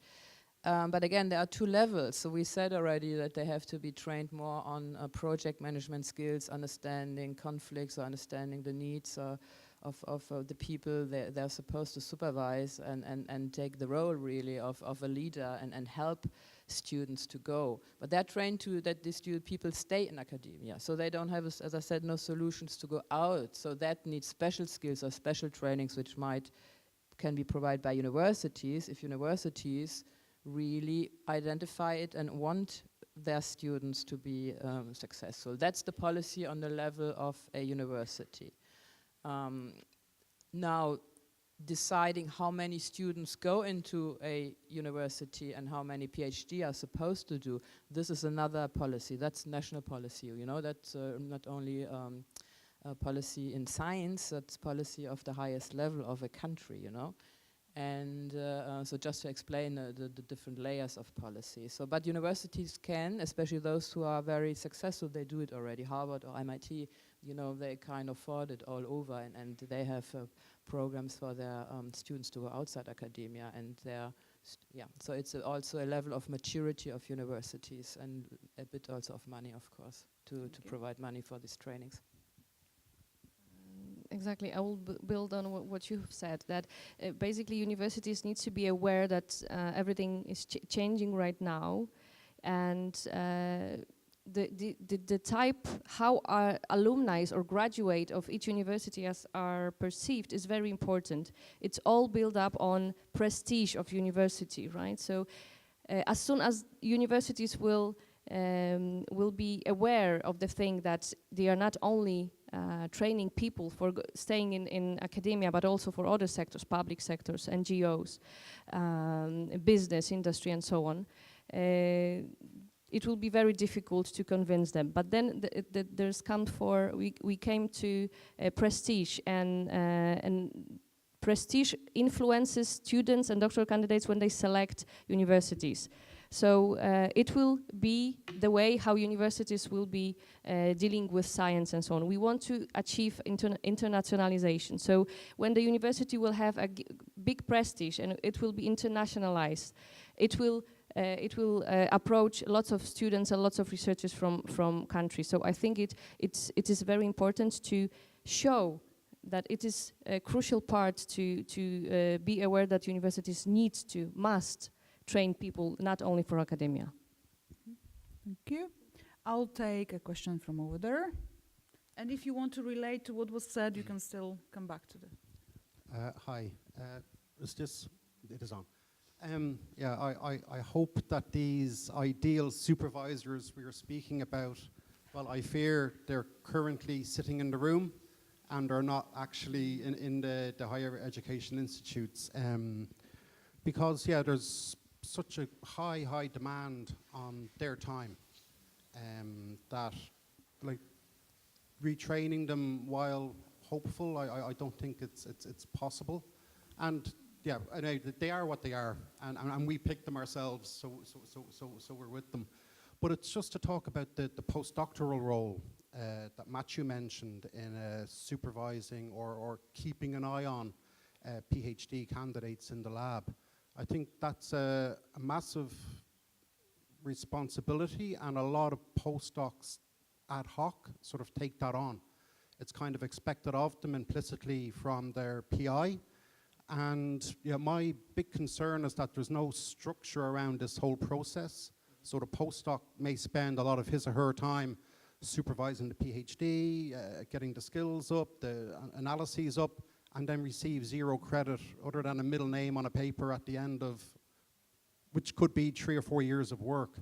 So like my concern, yeah, at a policy level is that there needs to be a structure in place for even having that postdoc co-named as a co-supervisor on the PhD that's submitted to the university, or some way of, let's say, recognizing the impact that that person had on the future career of the PhD candidate in the lab. Just some thoughts from the panel, please. I'm glad you brought this up, because it kind of goes back to the question about policy, and I wanted to answer kind of in this way. And when I said transparent, that's more what I meant. I guess that's the right word, structured. So I absolutely agree. So much work is done by academics that never gets accounted for and never gets properly rewarded. And one of those things is supervising people who aren't necessarily your job to supervise. But in part of a team is not to worry so much about who gets the credit, but to make sure that everybody in the team succeeds. But I fully agree. There should be structure around the roles of a PhD student, a postdoc, maybe a junior postdoc, a senior postdoc, and a junior professor, senior professor, or lecturer. And all of this needs to be more clearly defined. And when you walk into a job at a company and they tell you what your responsibilities are, it's should be clear. Sometimes it's not, especially in a startup. I think your responsibilities are endless. And if you start getting asked to do things that aren't part of your responsibility, you usually have some recourse. You can go to HR, you can complain, you can leave, obviously. And we don't necessarily have that in place. You know, who goes to the HR department when they're a postdoc and their PI is telling them to do things that they're not supposed to be doing? And it very rarely happens, and it's a problem. People say universities should be run more like businesses. I don't necessarily agree 100%, but there's certain things about business which work pretty well and should be implemented, and this is one of them, I think, that you brought up. Anyone else wants to answer? Okay, let's take the question. Yeah, my question is related to the PhDs and the professor's supervision. So I might sound a little bit harsh, but this is based on hearing the stories of a lot of doctoral candidates whom we are supporting who are suffering from these supervision process. So as one of the panelists have commented, that professors are human, and so are PhD students. And with all due respect to the professors, my question is related not only about the recruitment of the professors or what kind of skills they should have, but my question is related to what kind of skills the supervisor recruiter should have, because it's a big responsibility on shoulders of a professor, because it's not only about a short span of time. We are talking about a life of a PhD candidate, and afterlife, and the family, and all the health issues, mental issues. So it's not like small things that training PhDs how to deal with the situation. It's also about training the environment and all the actors involved in it. So the two questions are like, what kind of skills, maybe not professor recruiters, but supervisor recruiters should have? And second question is that, is there a possibility which all my colleagues here as well as panelists could see in future, that there could be some provision in the university that if there is a relationship between a professor and a doctoral candidate which is not going in a right direction, can there be a long-term supervision to supervise these two actors involved? So as this is the failure not only of the PhD candidate, but also of the supervisor, isn't it? Could be. Okay. So we are going deeper. I think you bring up issues that kind of relate to the previous questions, which has to do with policy and structure and the workplace. We're talking about workplace issues, I think. And when you talk about training the people who recruit, I think the institution should be more concerned about how they recruit, who they recruit, and what qualifications. Unfortunately, there's a lot of, how do I say, bad incentives for academics. You know, the question of success came up in the context of startup companies, but what is the success of a university? It's usually measured in terms of publications and funding. It's not measured in terms of the happiness of PhD students or the happiness of supervisors, because you could have a great publication record and half your PhD students could be going to psychiatrists because they're totally burnt out. So I think institutionally, the universities have to take responsibility, and I don't know where the pressure is coming from. I think larger institutions, the ones that are more competitive, they have the pressure. I think it was mentioned before, a big institution, the prestige issue. They don't want their alumni to reflect poorly on their institution. They have an incentive to produce not just papers, but people.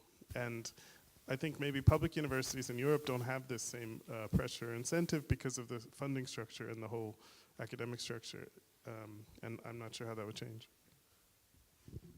But I see, I mean, at least my experience now, you know, from 20 years ago when I was a PhD student, and I had all the same problems. I was not supervised correctly.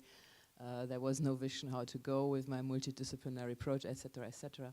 But I think times are changing, and I think universities, especially as I said, which are forerunners, they take this into account. I think the professors in good universities, they are not also scrolled through their H-index and journal impact factor. They are also scrolled against, notably what we already mentioned, managerial skills, you know, and how really to train not even to train students, but how to cope with, you know, conflicting views, you know, and how to have these skills. However, it's still, I agree with you, it's still not a major, it's not a major topic. And one of the reasons, of course, is also that if a professor or has been hired, I mean, he's run like an independent, you know, as an entrepreneur in a whole system, you know, and they compete between each other. It's not that the university has a global vision how to, you know, how they work together. That's, you know, that's much more deeper. You would have, yeah. So that's a bit part of the problem. So most of the professors are run like entrepreneurial units, and they can do a bit whatever they want. Let's put it. So if you would want to steer it, but then you have much more top-down also influence. And that's a question also if you want that, because then, of course, the more top-down you intervene, the less creative you become, you know. It's a balance you have to strike, which is not as obvious, you know. So it's much more deeper than, but I agree that somebody should also be checked against capabilities of interacting with staff, and if not, then it should be also make open. You know, you can be a nerd or be slightly autistic and be in your room and still can kind of have some measures to interact in a normal way with the people you are responsible for. Evelina? Yes, I must say that I perfectly know the problem. I'm dealing with a doctoral school at my university, and when I proposed to make a recruitation for supervisors, all of the professors in the room were very sad, and they said, no way. So in practice, it's very difficult. But I will tell you how we did it in Poland, because we have enough of massification of doctoral studies in Poland. Basically, we included some points in evaluation of universities. I mean, the effectiveness of doctoral training at doctoral schools in Poland will be one of the factors that influences the outcome of evaluation. And the evaluation influences the amount of money that are directed from the ministry. So this is very important, and universities feel the incentive for effectiveness. And within this effectiveness of doctoral training, you have, for example, supervisors that are not delivering doctoral candidates towards the defense of their PhD. If they have 4 of such PhDs, they lose the right to be a supervisor. So we have such law in our, we have such regulation in our law. So we fighted for this, and we actually succeeded. Very interesting. And we'll take the last shortest question possible. Yes, so following this discussion, I had just, thoughts aloud. So what if in this changing world, what if we consider maybe we should segregate the PhD students and evaluate, for example, as per their psychological type, let's say after the first year of studies, are they more into the the academic research, because let's face the reality, there is only limited number of placements in academia, right? And perhaps the rest of them should be trained more like with entrepreneurial skills and stuff like this. And then it works also, as the professor mentioned, that some researchers are more like autistic and they're more into research. Maybe that should be considered. That's basically like thinking aloud. Thank you. I will build on that. I think individual research plan is the key to what you've said. Within this research plan, the doctoral candidate and supervisor decide whether he or she wants to go to academia, for example. If she or he wants to stay in academia, for example, they should have a teaching practice, right? But if they aim at business, they just want to have a doctorate for working a business and get promoted in the company outside of academia, they don't need actually teaching practice. So all of the things you said can be included in the individual research plan, as far as I know. Thank you. And Agnieszka, did you want to add anything? Because I didn't allow you earlier. Because I Just wanted shortly. to add to the point of supervisors recruitment that the recruiters should be doctoral candidates, in fact, because we should evaluate the supervisors, and basing on our opinions, we know who we want to cooperate with, and on basing on that, the supervisors should be selected. Last words, anyone? I guess the thing that came to mind when I was doing my PhD, there was times when I thought to myself, okay, I don't mind if my supervisor isn't that involved, because quite frankly, it's a PhD and I should be self-sufficient and kind of be doing my own work. But what I don't want is that they make it harder to finish my PhD. And I think there's a big line between supervisors who might not have enough time and who might just be overworked and they can't see you, you don't see them for a month, and that's not good.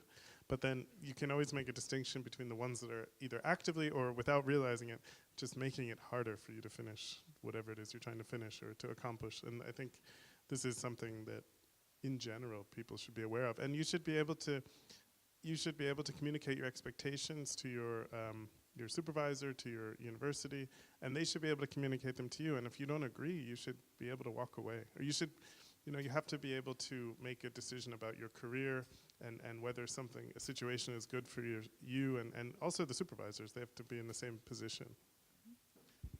Do you want a take-home message? Say anything? Yeah, and the take-home message is that, what the PhD is just, one next step to a life which might be outside academia.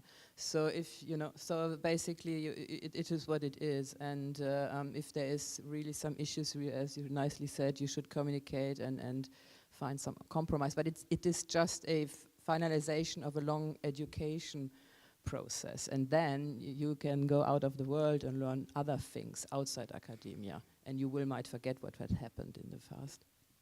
So basically, to sum up, to wrap up, I will not take this question. Yes, we can have a conversation like over lunch or break later. That I encourage you to come up to our panelists and talk to them. Just my final thought. because our theme was valorizing a PhD for industry and society, and there was a lot of discussion on the actually values of academia and the skills. So perhaps we should also have kind of humanistic skills. I mean, like, I don't know if there can be, just to have the value not only for the industry but also for the society, and just ourselves, all of us are responsible to train ourselves in those skills as well, humanistic skills. Thank you very much, and the floor is yours.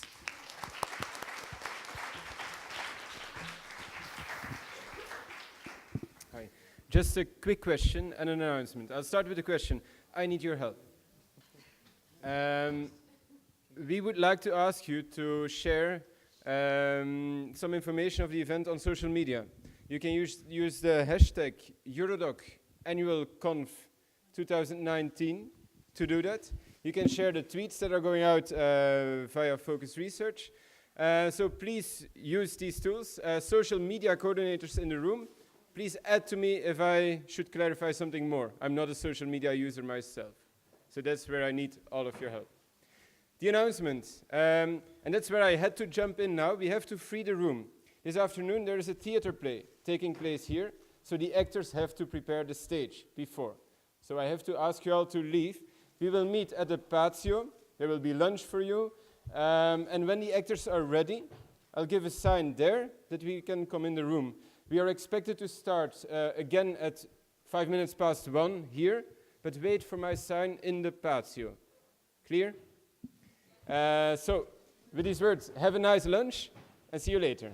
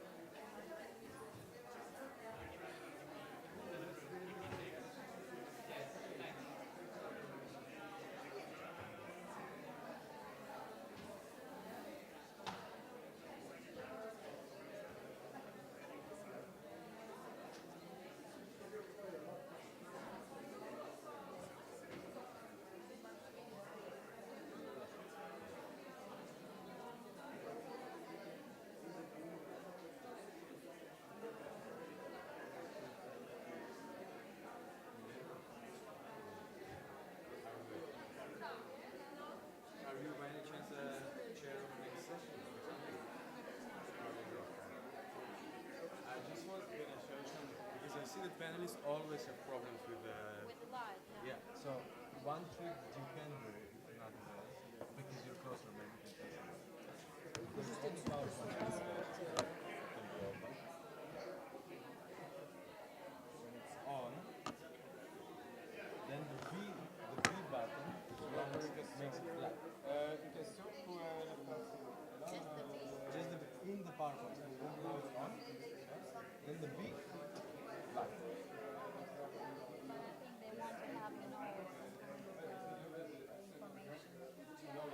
Okay. If that's a trick, okay, then they cannot do it, or they can make it black under and up, but panelists are always complaining, so that's one of the tricks.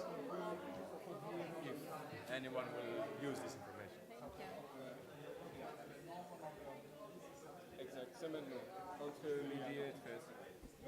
Okay, I'll have to ask you to leave the room. The actors really need the room.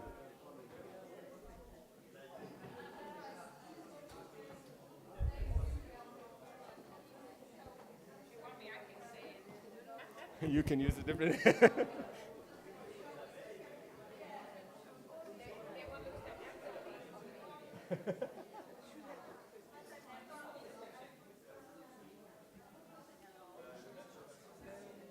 Okay, recommendation is to have discussions during lunch and free up the room.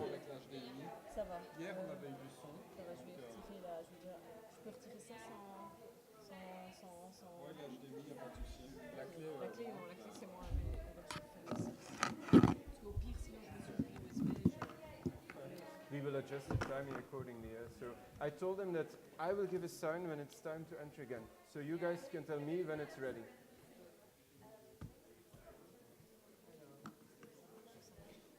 Those who are not, if you remain in the room, I suggest you participate in the theater play. Maybe this works.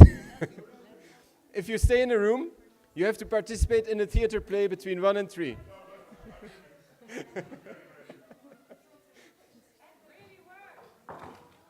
Yes, sir? They don't understand your humor. So I have to do my red ribbon alone now. Damn it. Is it written me too on the red? Not yet. Sorry, we need to. So at this moment, I think I can leave the floor to Lisbeth. Voilà. Thank you. Okay, and thank you, Matthias, and all of you people from Eurodoc to allow us to present Graduate Spirit to you. And Graduate Spirit is a network of 9 European graduate schools for the social sciences and the humanities. And a couple of years ago, we thought, how difficult is it to organize interdisciplinary teaching, international communities, and intersectoral training? And how do we do that, and can we learn from other partners in Europe? And that's why we got together as a Graduate Spirit team, and we have universities from the Netherlands, from Belgium, from France, from Germany, from Poland, I'm gonna forget somebody, from Hungary, from Brexit. And so we're quite a diverse group. And our mission is to enhance and further so-called triple I training, which is intersectoral, international, and interdisciplinary. But in our talks among each other, we have actually added a fourth I, namely the I for inclusive training, which is actually also a D for diversity. But we feel that it's really necessary to address the issue of inclusion and diversity in doctoral training, and especially in the current age of #MeToo. Because we read quite a lot about Me Too, and then it takes place to begin with, in Hollywood, and then later on in politics, in, for instance, banking, in many, many places, and it's relatively silent about this issue in academia. Now, why is that? Is that because it doesn't happen, and because we are all so in our minds that that kind of physical abuse doesn't occur to us? That would be a great situation if that was the case. But in our network, we all know of stories, big stories, small stories, important stories, little stories. We all know that it happens. So what we did at my university, Erasmus University Rotterdam, is that we decided to collect these stories.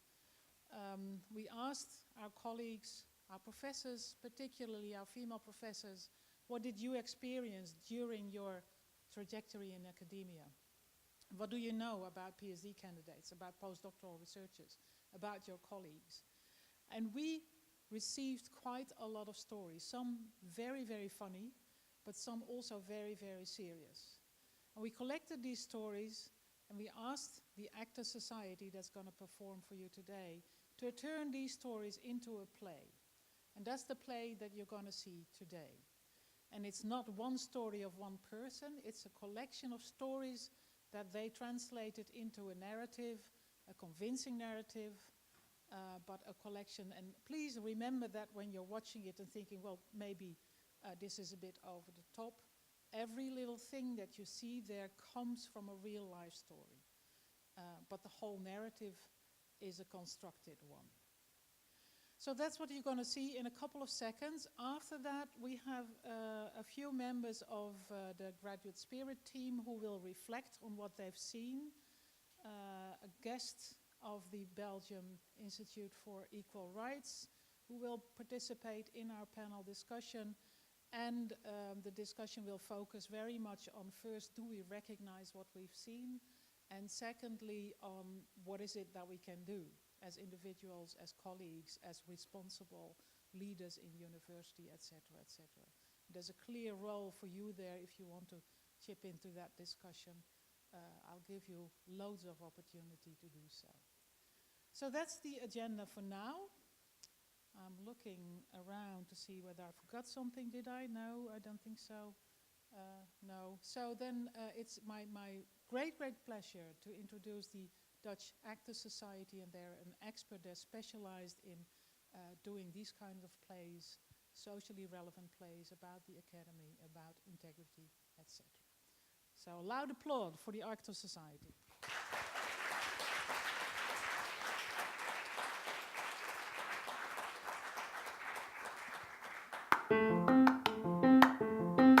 Yeah?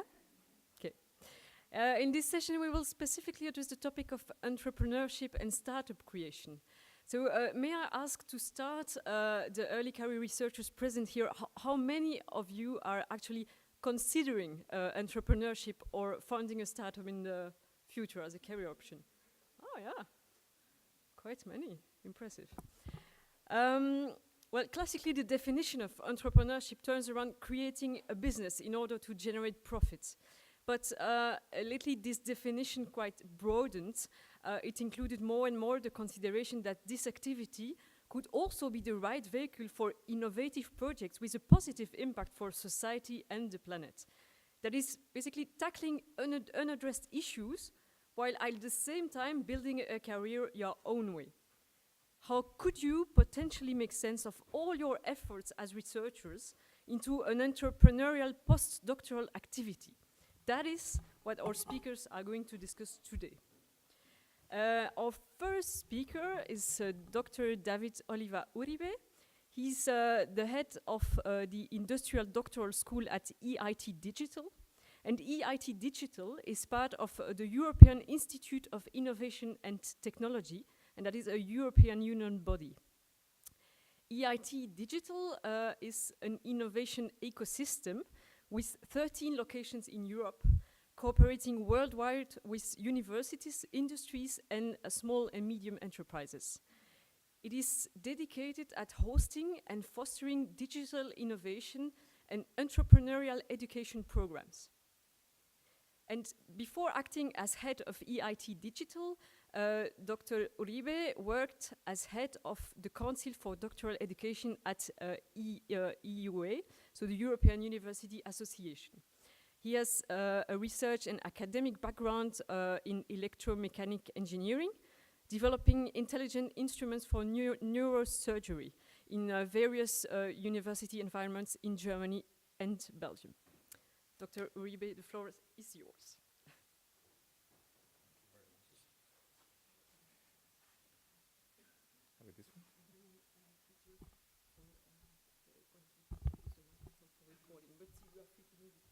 Okay. So let's see if it works. But this works. So good afternoon, everybody. Thank you very much to Eurodoc for the kind invitation to come today and speak about what we are doing at EIT Digital in our industrial doctoral program. For me, it's really a pleasure to be here. I've been interacting with Eurodoc for almost 3 years. And I have been an evolution of a very active group, a European group, developing knowledge, developing really contributions, and I really congratulate all the people that participate in Eurodoc. So I also have the opportunity to participate in the doctoral skills group with many very intelligent and very contributive persons like Eva, like Charlotte. So congratulations, because you are doing really an excellent work. So for me today, it's nice to present this case of industrial doctorate who address the possibility to have a career path in industry and also an entrepreneurship.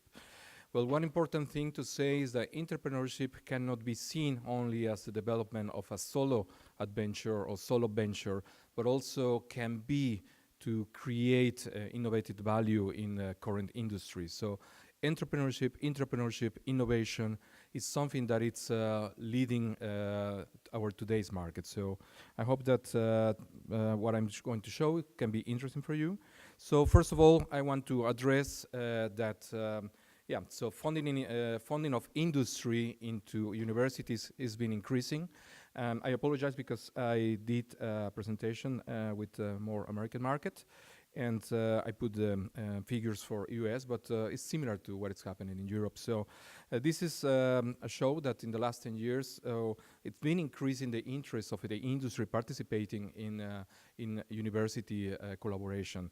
And this has been bringing a lot of benefits, not only from the point of view of having let's say internships or other master topics, but going really into a common trust, collaborative structured way to work. So this has been generating, of course, more productivity, has been creating new jobs, has been also creating new intellectual property. So the benefits of a structured collaboration between university and industry are very clear, but also this has an impact into the development of skills and competences of the PhD students or the PhD candidates that are working in that. So if you remember yesterday from the presentation of Alexander, it was talk about this key for university business collaboration or university industry collaboration. So this is one of the main concerns that EIT, as the European Institute of Innovation and Technology, brings. We work basically into two basic areas. So one is innovation. So we work with industry, companies, small enterprises to generate innovation projects, to generate scale-up opportunities, accelerating business. But also we work towards education programs. And we see that it's very important to work and to understand that structured long-term collaboration is the key. So to avoid to be on the left side where you have small terms for collaboration and going into a long-term collaboration. So this is really important because the commitment that you can do between a company and a university research group through 4 years, 3 years engagement can generate trust, can generate a nice experience that can be repeated and can be fostered, can be growth.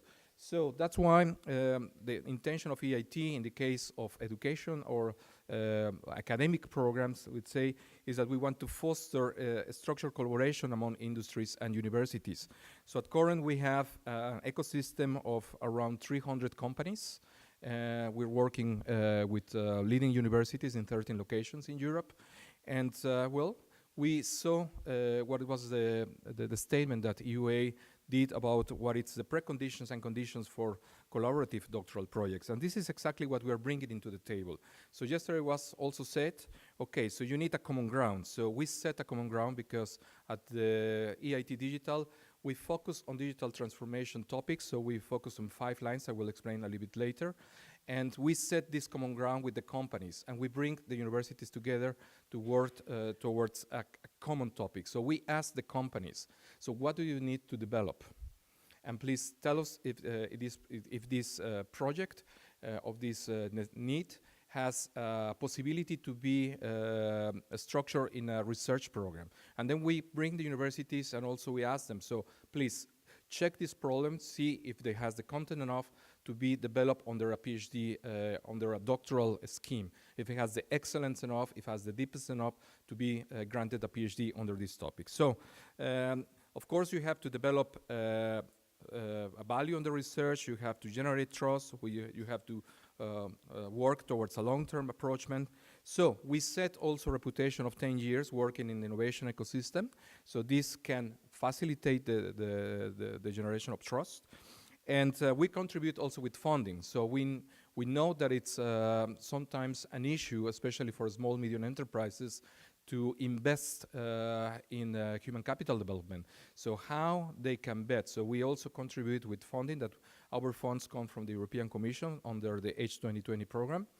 And so we said, okay, so we finance part of the PhD. The industry, we ask them to finance part of the PhD, and the academic brings all the advice and the academic environment, the research infrastructure, all that is necessary to conduct this project. And we provide an innovation ecosystem, and it's European-wide. So the question that was addressed yesterday is if companies are interested in hiring PhDs. And well, UA say yes, it is important to hire PhDs. And well, but you need PhDs with certain skills. And these skills mostly are entrepreneurship, interdisciplinary work, leadership, communication, and social skills. But when we place this into the digital transformation times, it brings an additional stress on the competences on knowing about business development. So digital technologies is really an open door to both innovation. So we are heading to new opportunities to heading business for many sectors that are now transformed into digital technologies or are boosted by these digital technologies. So, but there is a problem now in the situation. So digital business or business in digital areas are more dynamic and faster. You cannot allow yourself to generate a project of 6-7 years for your PhD in order to start placing that into the market. So companies need innovations that can be released every year, every 2 years, and many of these solutions now in digital technologies come very from deep research. So now it's generated solutions that are not only bringing originality in terms of commercial value, but also that is coming from very creative solutions. And these creative solutions come from research. So it is very interesting for the digital business or the digital area, digital technologies, to bring into the market, into the business market, doctoral candidates that they have deep skills, technological skills, research, analytical skills, but they need training in business. And, well, also another opportunity that is coming here is the digital transformation is not only a term of technology. So there are many sectors, many areas that will have to come into the digital transformation. And the key added value for that is the talent. So we need also PhD candidates that they are able to say how we are going to bring a standard agriculture business into digital platforms, how they are going to be related into the digital transformation. So every single productive sector and also social sectors has to be becoming digital. So we need these experts in digitalization. We need these experts that can tell us also where to head up. So it's not only important to say, okay, so technology is about this, but where are we going to head? So if we want Europe to be leading digital transformation, we also need to generate leadership skills. But these leadership skills are not something easy to develop. It's a pace. It's something that has to be fostered. Well, I think it's working. Let me introduce you what it's EIT Digital. In 2009, EIT Digital set out to accelerate digital innovation in Europe, to promote economic growth and societal development. 6 years later, we've become the leading organization driving Europe's digital transformation. We deliver breakthrough digital innovations to market, promote entrepreneurship, and help startups to scale up. We use blended education to train the digital leaders of tomorrow. We mobilize a pan-European ecosystem of over 130 partners, including businesses, universities, and startups. We integrate education, research, and business through our network of co-location centers. We invest in digital technologies for Europe's future.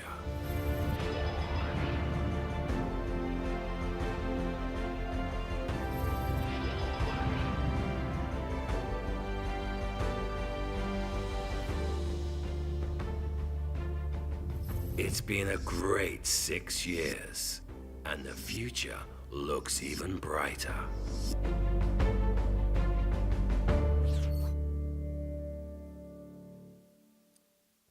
Well, as you see, it's a little bit old because now we are 300 and we are not 6 years old because we are founded in 2009. So it's almost 10 years of EIT Digital. So the proposal for placing a professional that is able to lead the digital transformation and also to be inserted into digital business, we call it the Industrial Doctoral School. So we foster a program, a collaborative program with universities and companies, and we thought with them about this profile. So we called it the EIT Digital Research Innovators Profile, and we work towards 4 main areas. So first of all, the universities will help us to get strong research knowledge and intellectual abilities. So we promote, because we have in-house production of entrepreneurship and innovation competency skills program. So we also place this program into international competitiveness, and we foster mobility, we foster intersectoral mobility. So we want to promote international competences and commitment to solving global challenges. And part of the program is place for leadership and digital transformation. So how it works in a glance. So basically, again, so we ask our ecosystem, so our industrial ecosystem, so please tell us what problems do you want us to solve together with universities, and that we can be placed into an industrial doctorate, so into a PhD program. So one important thing, this program is not a professional doctorate, it's a PhD complete. And well, we ask to be a shared tutoring system. So there is the commitment of one industrial advisor, there is a commitment of one academic advisor to share the mentoring and to share together with the PhD candidate the main decisions towards the program.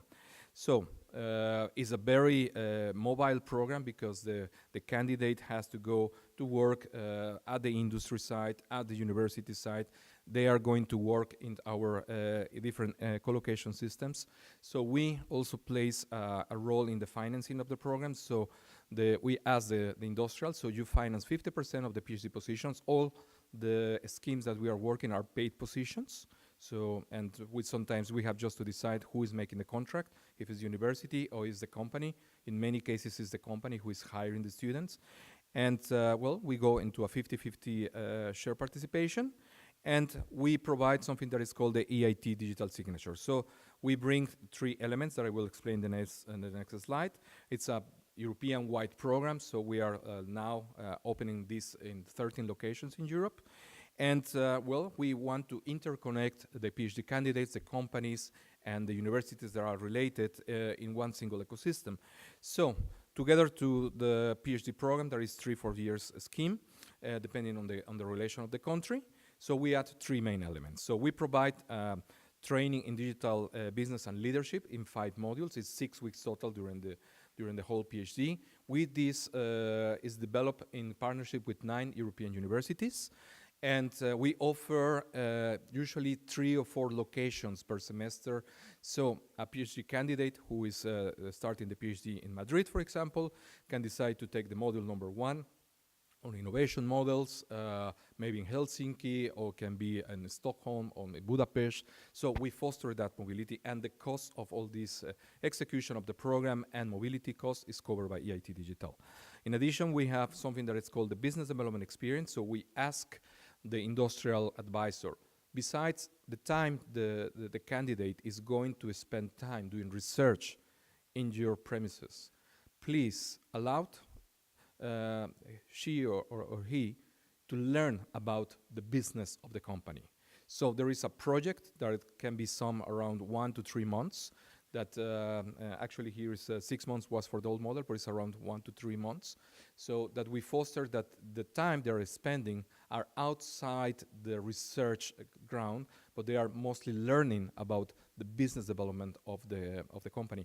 Another possibility that we finance is if the company is an SME and want to scale up, so we can place the PhD student to help them into a scale-up project. Also, we can promote and finance if the student wants to create their own startup. So if they want to create their own company, so we have a network that is working in the 13 collocation centers. In some of them, we have possibilities to advise on incubation of the companies, or sometimes they are already coming with their own SME, but it's still very, very, very small, and they want to work towards this 1 to 3 months in their own scale-up progression. So, and during this time, we also cover the cost of mobility, and we cover also the cost of the salary if it's not provided by the company. And in addition, we ask the industrial advisor and the academic advisor to please send the student abroad. And this can be in 3 different types of mobility. Can be to another university, so it's an interesting group that they want to do research, 3 to 6 months can be even in small periods, but it has to be a total of 3, minimum 3, maximum 6 months. Or can be a research center, public or private, or can be even a company. So, and the same, it happens for the business development experience. So now we have examples, for example, we are working with Nokia in certain country where the business development experience can be in a different location. Or we are also working with Ericsson, where it happens that some topics are based in Budapest, but the business development experience or the academic mobility is going to happen in Stockholm. So we can provide all this flexibility. So the main characteristics of the training program that the aim is to foster these competences and skills are mostly based on these learning outcomes. That is so how to make a value and judgment of and sustainability, how to understand entrepreneurship, but also intrapreneurship. So it's different to create to create a startup and also create small ventures inside a company. So to foster more creativity, to work on innovation, understanding different innovation models, not only understanding common innovation, but open innovation, but different schemes. And yesterday was what was said about open innovation. Open innovation, in fact, it was fostered by the private sector. So it's not something that is made for public investment, but it's also very valuable inside the private sector. Digital transformation, to understand intellectual transforming, and of course to develop leadership. So we are at the moment we have 130 students, 130 PhDs. We are expecting this year to have 50, next year 70. So we want to stabilize in around 500 the size of our doctoral school. That is the capacity we have for funding. And well, for next year, this year, sorry, we are opening in this location. So we will be in the 13 locations. So thank you very much, and I appreciate your time.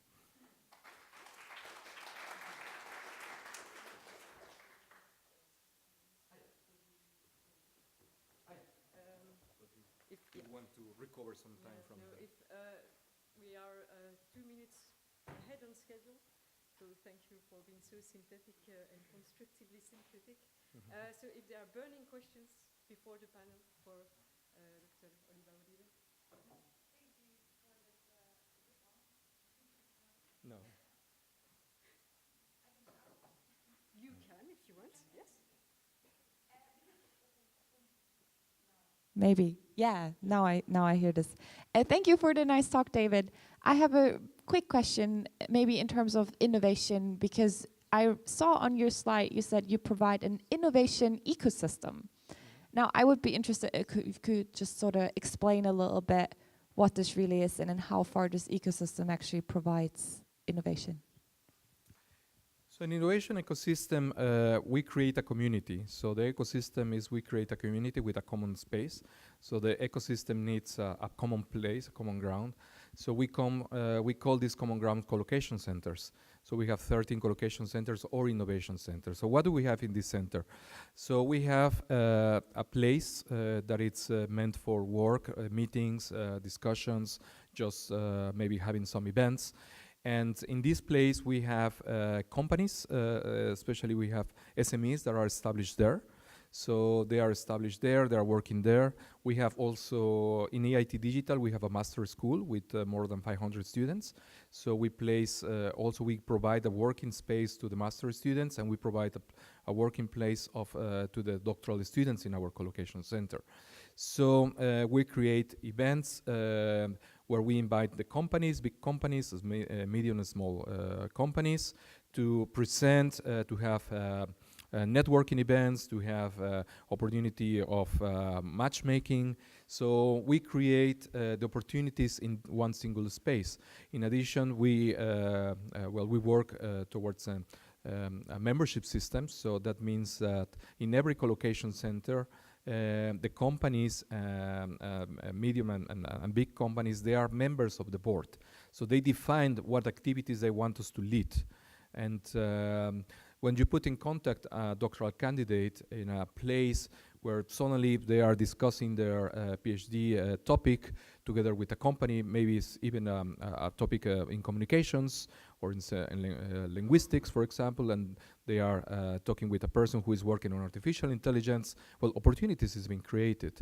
So just by making this space common. So the innovation ecosystems mostly bring this common space together of the opportunity and also some mechanisms. So the mechanisms we have is that if they have a project that it's not inside the doctoral program, they can place it in another finance mechanism that we have for scale up or for, we have calls for projects. So we can provide different types of support.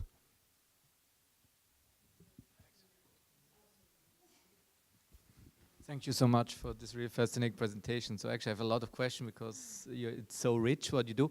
But one short question, I think when we now discuss more and more about artificial intelligence is of course something school like EIT, Digital this does a lot. How do you think now these debates or reflection also on ethics and responsibility can be included in the work of such a doctoral school? Or do you somehow discussing this, how to address it? But it was not discussed before, and that was one of the key ideas when I took this position. I entered in this position in September last year, and well, the main actions was to get related to the doctoral education community. So that's why we add our membership to EUACDE, so we can be able to discuss with the big and the most important community. So that's why we are here also in the community of Eurodocs. So of course, for us is policy, let's say policy making. So bringing our activity into discussion is something new. So that's something that we want to start now. So that's why we want to bring not only the topic of what we are doing as a level of industrial doctorate, but we want to do if we're doing right. We are also working in a big challenge because well, for us, for example, it's very interesting to know on the well-being on doctorates because we are placing a program where we have a PhD that is still the same duration. So we ask our universities, so for example, we work with, well, very competitive universities with Sorbonne University, KTH, Aalto University. So, and the requirements they put to this PhD are the same. So they are not lowering the standards, they are actually maintaining the standards. But in addition, we are adding a training program that mostly is the equal in terms of ECTS, as sometimes they have trainings in different countries or as mandatory courses. But we are adding the business development experience, we are adding the international mobility that is mandatory for us. So these compress the time, so you need to provide your doctoral candidates, this doctoral candidates community with more tools and more information about how they can deal with their time management, to also to understand if we need to provide external support. So that's something that we are interested now because, well, our community is growing and is growing exponentially, so we have to be prepared.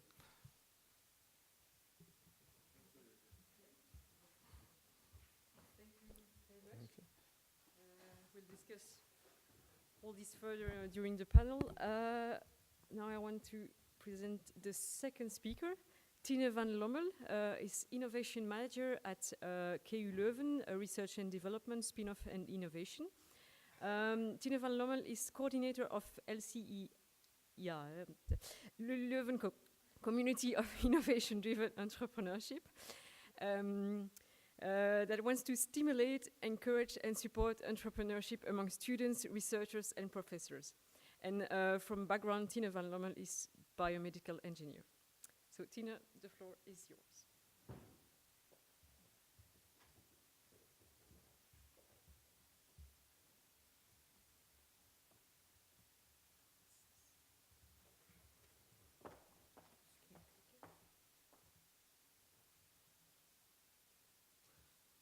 Okay. Good afternoon, everyone. I'm also very happy to be here. So thank you so much for the invitation. So my talk will be about the Leuven Community for Innovation-Driven Entrepreneurship. And we can also say LC, and I'm so happy for the acronym because it's a very long name, of course. But my talk will be about student entrepreneurship in KU Leuven. But first, a short introduction about the city of Leuven and also about the university. So maybe you all know where Leuven is situated. It's not far from here. It's like a 30 minutes drive without traffic. So never, but okay, it could be a 30 minutes drive. But Leuven is also a special city because we have almost 110,000 inhabitants. But every week there are also 45,000 students who are arriving in Leuven. So it makes a bit of a special city always. Leuven is also the capital of province of Flemish-Brabant, and we're also, Leuven is the hometown of the KU Leuven, our university. So LC, so my talk today, is part of the Technology Transfer Office of the KU Leuven. So LRD it's called, and there are like 130 spin-off companies already from the KU Leuven, more than 5,000 people employed, and we have a track record of like 5-6 spin-off each year. So there are like a couple of examples of innovations of KU Leuven. I will not mention all of them, but for instance, you have the Uncle Ben's and KU Leuven, they reduced the boiling time of the rice. You have Viriat, it's a drug against HIV. You have the Samsonite suitcase. There was development of a very strong but very light material. So, okay, gives you kind of an overview. Okay, what about the KU Leuven perception? Because there was a survey, like they did it in 2011 until 2016. And the survey was for 18 years old. So the people or the youngsters that would come to the university. So and the first question was, which university offers the most valuable degree on the labor market? So let's say that the blue, that is KU Leuven, and the other ones, I removed the names. Yeah, so okay, we have kind of a good score there. But then there was also the question, which university is the most conservative? And you see, we have kind of a problem with our, our image. So there was also another question, which university you think is the most boring? And I just, let's say it's a bit like the the same result. So you see, we have a challenge there. So, but okay, some work to do. Now, KU Leuven is also a really complete university. We have all faculties are there. For LC, it's really nice because we can address all faculties there, but it's also a challenge because we see that for us to promote, to stimulate entrepreneurship among the students, we can not very easily, but we can easily reach the students of engineering department, of economics, but it's a hard job to reach the students from humanities or the social science department. So it's an opportunity because we truly believe in interdisciplinarity, and it's all there, but it's hard work to get them there. So our goal is then we want to cultivate an entrepreneurial mindset, and I think really important is for all students and faculty. Good. Actually, this is how we see entrepreneurship. We see it like an iceberg. You have the water surface area, and there is a small part above that area, of that surface area, that are the startups, the scale-ups. But there's also a lot of under the surface area, and that's what we call the entrepreneurial skills. It's about teamwork, it's about networking, it's about creativity, and LC is also there to support those skills, because we also think it's really important. And some of them, they just come out of the water and they're visible there. But we don't think that all the students have to start up their own company or their startup. We also think it's really important to stimulate their skills. So LC we want to be a community. So of course, first of all, they're the students, but we also want to reach the professors, the researchers, because we see them as there are our ambassadors. They have to speak the LC word during their courses, during their lessons. Okay. They're also part, very important, we also have good connections with the student corps, because, they're there with the students, and so we try to have like good connections with them. Also with the networking circles, let's say, of Leuven. There is Leuven Inc., CVC, Kronos, SmartUp. We also try to have good connections there. And of course, with our university, the central services as well. There's something strange with my presentation, because normally the E is but yeah, that's funny, no? Okay, so yeah, the P also. Okay, so it's all about entrepreneurship, and also the color, because it's supposed to be green. Yes, it's funny. Okay, so I'm very scared for the rest of the presentation, but okay. Okay, we have three main topics we see. So everything is about entrepreneurship. So I already talked about the skills. There is community, we think is important, and also the startup support.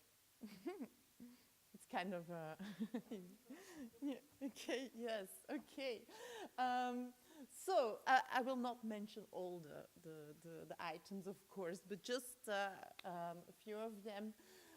What about the community initiatives? I like to mention TechStart, YouthStart, and IDStart.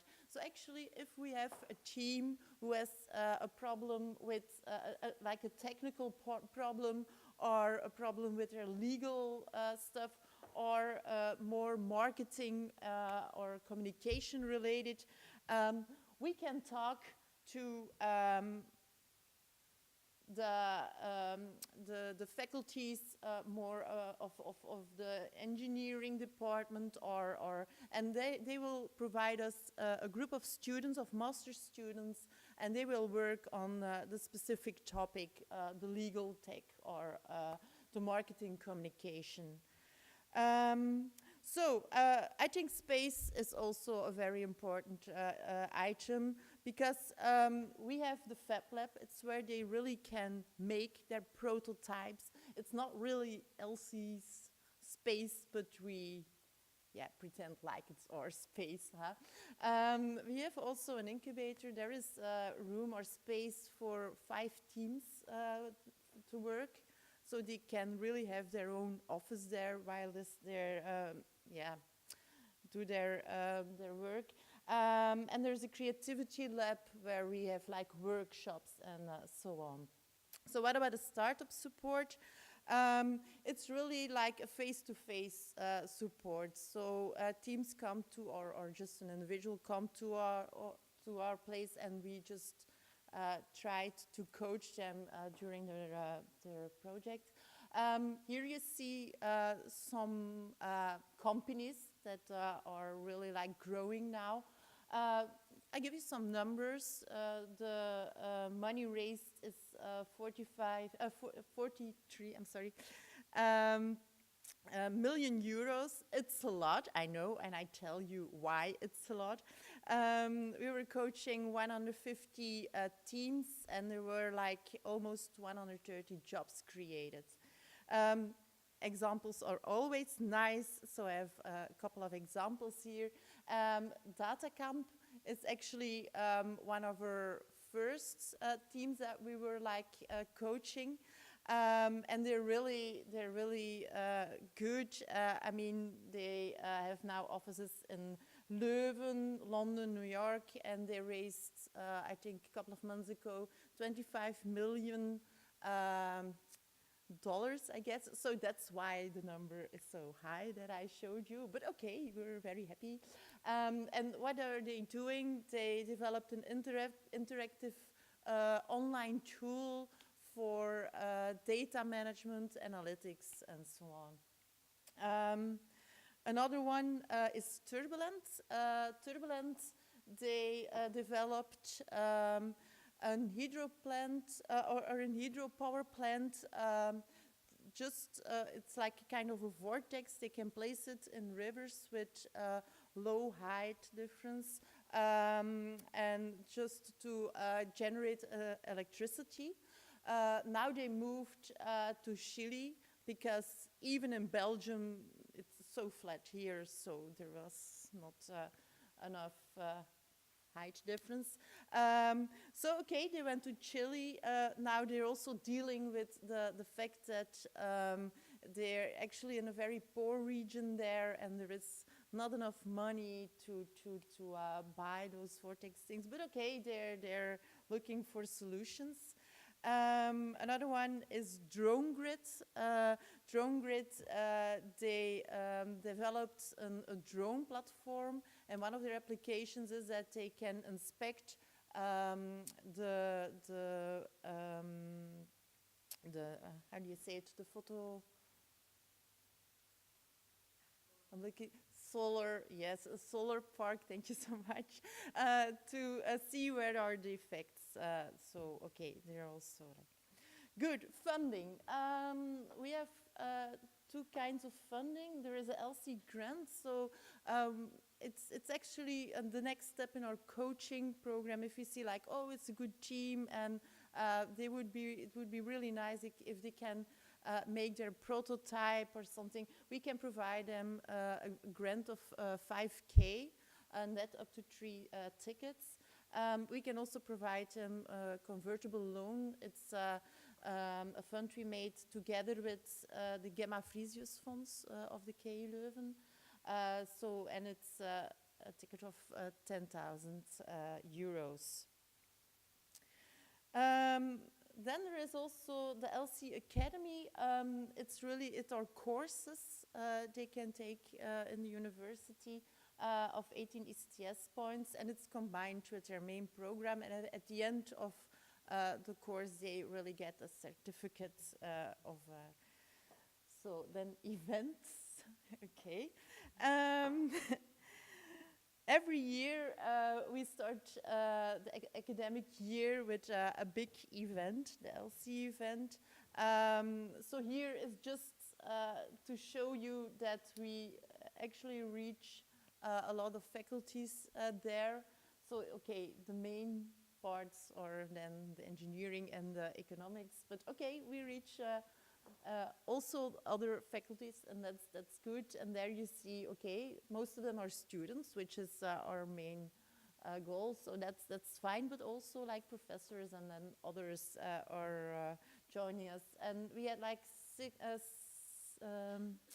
600 attendees last time. Another thing that we organizing every year is the Learning Garage. A Learning Garage, there we have like This year we had 8 teams, I guess, 8 teams, yes, of interdisciplinary teams, and they're working on a business case. So we start from a technology. This year was IoT, and they really develop a business case. During 6 weeks, we provide them workshops, and it ends with a pitch for a jury. So, and next one is PIP. PIP is a project innovation project. So this is also with interdisciplinary teams of 10 students. And there is also a company involved, and the company is providing them a challenge where they can work on. So what is really nice is this is a concept driven by students. Tell you why? Because the PIP teams, but you have also PIP coaches. They're also students, more or less PhD students. There is a PIP board, so the board is also the students, and then they're also encouraged by the academics and by their professors and industry. So, but it's with and done by students actually. Here you see an example. So the company, they ask a question. It's an open-ended question actually, and this one was develop a solution for people with tremor. So then they had some talks, and they discovered that people with a tremor, with Parkinson, they're really scared to go outside and have a drink because they would spill their water or whatever. So they decided to provide a solution for that thing. So the engineers who were involved in the team, they said, "Oh, but that's an easy one. We will make an exoskeleton, and that will remove the tremor." And problem solved. But then there were like the people who were more economical, and they said, "Okay, but this is very expensive." And then also people from the humanities and social, they said, "Okay, but most of the people don't want to wear." So they actually went to the patients. They had talks with the doctors. They found out this would not be a good solution.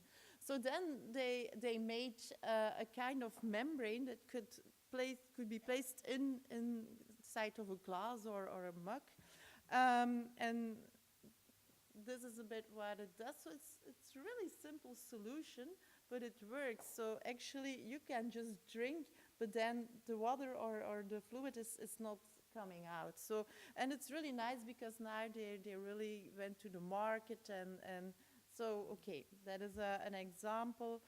Another one is the question was develop a product that uses music to break through social isolation, and that stimulates social isolation. So, and the team, they worked on people with autism spectrum disorder, and they developed an app where they can use music and colors for better communication. Yeah, it's kind of a, but this is also a very nice thing. So here you see we're growing. So we started with a PIP in 2015, and now we are dealing with 6 PIP teams. Next year we want 8 PIP teams. So we want to grow, but not too much because we also want, of course, the quality there. So Elsie is now 4 years old, and I think, we're very ambitious, and we're ready to take next steps. So we have a lot of challenges. I think yeah, we have to be more ambitious to reach and to address all students within KU Leuven, because a lot of students, they don't know LC, so I think that is already a big challenge. We want to stimulate interdisciplinarity more, so yeah, we're ready for the 4 next years. Thank you so much.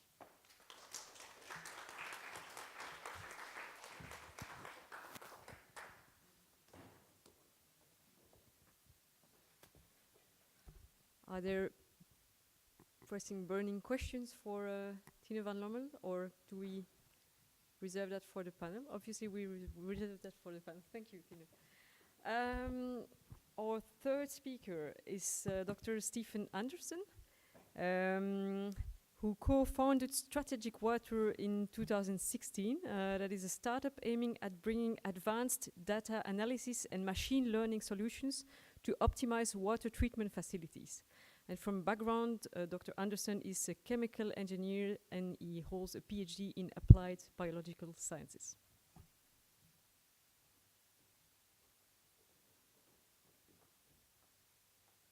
Right, so I think I'm a good counterexample to what was just talked about, because I did my PhD at Ghent University, but the startup was totally unassociated with the university. It was we kind of went down this road because I was becoming increasingly frustrated with what was available around the water sector and the water industry. I never intended on starting a business. I was always frustrated by a lot of the companies that I would meet when I was working through my PhD. Oh, this one's all over the place as well.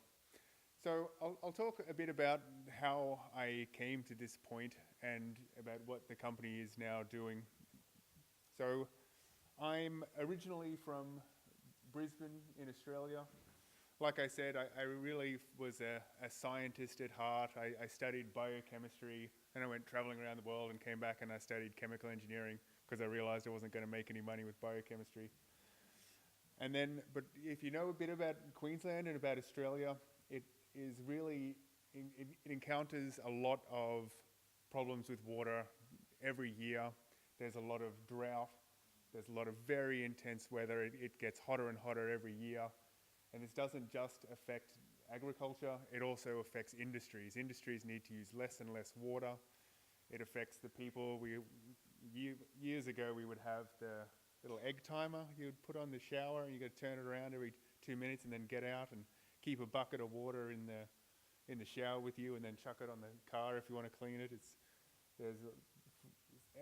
Since I've been a little kid, we've always had a lot of problems with water. And then, but to be honest, the other side of why I moved into the water field was because I could either stay at this beautiful university or I could be flying out into the middle of nowhere and working on an oil and gas field and potentially getting exploded by all of my colleagues. So that also motivated me to push back into the water sector. And by chance, there was an interesting project that I was able to be hired on. And the reason why I'm in Belgium is because I met my now former professor, Cornel Rabai, who was working on an innovative startup based out of the Advanced Water Management Center.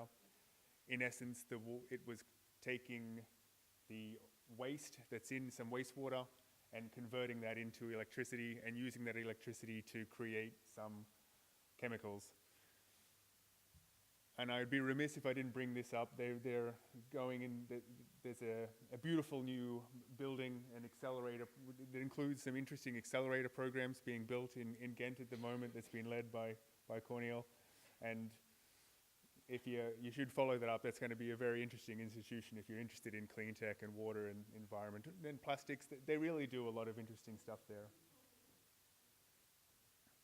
So at the end of my work at the AWMC, I'll talk a little bit more about what I learned at the AWMC. So my job was essentially to take this tiny little piece of technology in which the bugs were living in. They were getting their wastewater, not real wastewater, and they were converting it into electricity.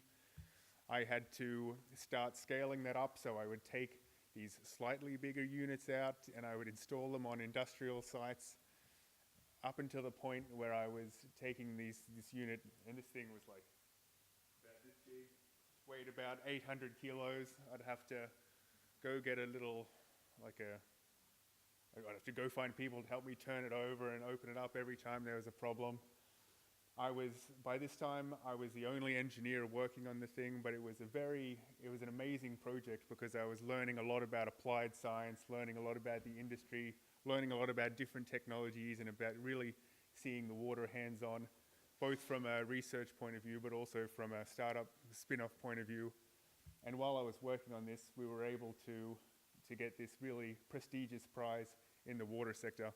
But you know, when you're the only person that's working on something and they ask you for photos, they don't really want to see one person working on a system. So they took a photo from like 3 years ago before I was working there and put all of these other guys there to make it look like the company had moved along. But since then, well actually, so not long after the company started to pick up there were the floods in 2012, and it kind of damaged all of our equipment, and soon thereafter the company kind of disappeared into the water as well. And so around this time, this is when the company started to fold up. Cornel moved back to Ghent and asked me to come over and do a PhD.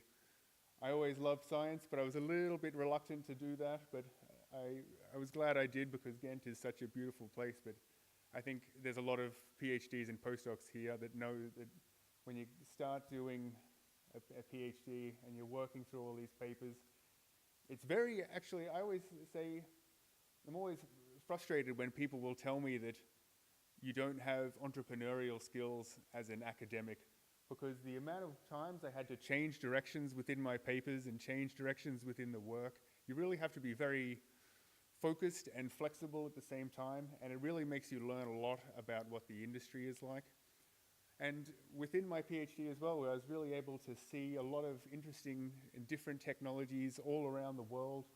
In India, we got to see this, I got to visit this unit in Senegal. You might recognize this thing where Bill Gates was drinking the water that was coming out of the human waste. That's that beast. And the more and more that I worked on these technologies, the more and more I saw how difficult it is to understand and translate the information around these technologies, how hard it is to capture an accurate point of view, how hard it is to transfer information to the people that need to fix it. And it's a very big challenge in the water sector, particularly when you're trying to make innovative leaps, particularly when you have a new technology that you want to spread all around the world, and you need to have very particular things you're doing to it. You need to make a lot of fine changes. You really need to communicate a lot of really important aspects to it. So that was what really laid the groundwork for strategic water. We stepped back and we saw that there was this challenge of a lot of very complex data coming out of these systems, and we started to build a classification system, an AI that could start to understand what's happening within different wastewater treatment systems, and to have this modular back end where we can really start to take one piece out, put another piece in, and really improve different systems in a very scalable and practical kind of way. And so the interesting thing about the wastewater sector as well is that you can have these beautiful, big industrial water treatment systems, and the information that you can learn from a treatment system like this can be applied at the smallest scale this is from another startup from Ghent actually, that has essentially downsized this thing on the left to make water for some communities in Rwanda. Then you can take all of these lessons from these massive wastewater treatment systems and start to apply them to these systems that are becoming very popular around the world, these packaged wastewater treatment systems. And this is a very important thing for the world at the moment, because there's a lot of growth in cities, there's a lot of growth in secondary cities, and while it's I don't want to say it's easy, but while you can install water treatment systems in centralized areas, while you can provide a certain level of, well, you can imagine like it is in Brussels, in Ghent, you have a centralized water treatment system that can distribute water everywhere. That's just not true for the majority of the world. And they're starting to provide services to the rest of the community in this stepwise kind of manner. So you're having technologies that are starting to spread out all over the world, all into these, across these different locations. And it's starting to create a really big operational challenge and a really complex problem for how you control and how you oversee networks like this. So we looked forward into the future, into this problem, and we started to ask some questions about how we can deal with this, and how we can support companies who want to sell or operate technologies like this. And I made a few hypotheses. One, that if you're a government or if you're an industry and you want to oversee all of your technologies, this is going to become a huge problem when you're dealing with multiple technologies across a network doing different kind of operations. There's going to be a very long distance from getting that information and formulating that into something where you can make a change, where you can change the membrane, for example, where you can get people in to change a pump. Pumps are your greatest enemy in the water treatment business. They're always going to explode in your face, inevitably. And that if you can take a company and you can ensure that their equipment is going to perform better than their neighbors, then they can get a better market share, they can have a more competitive product. So this is, based on these three hypotheses, we started to develop the AI to both improve to be able to collect multiple sources of data, to be able to tie that together in a logical kind of way, to take the data that is being generated and to be able to connect it back to local actors to either solve incoming problems or outgoing problems, and to really use this data to start pushing people's products into where they need to be and getting the best technology into the hands of the people that need to use it. Because I'm not sure if you realize this, but there are two companies that essentially run the world of water and wastewater. But the majority of the water and wastewater treatment market are SMEs, and if they can get their technology and if it's going to perform better, then they deserve to be in those markets. And so that's the long story short. We're really building an AI system here to improve the market for the water and wastewater treatment systems, and it all kind of flew from this frustration that I had from the questions that were going unanswered that arose during my PhD. And the problems that we would solve day to day as engineers in the lab is what we're building into the system now. We're injecting all of our experience and using that to build our product and to gain our market share. That's the team up in the corner there. That's the lizard that my logo is based on. Does anybody know this lizard?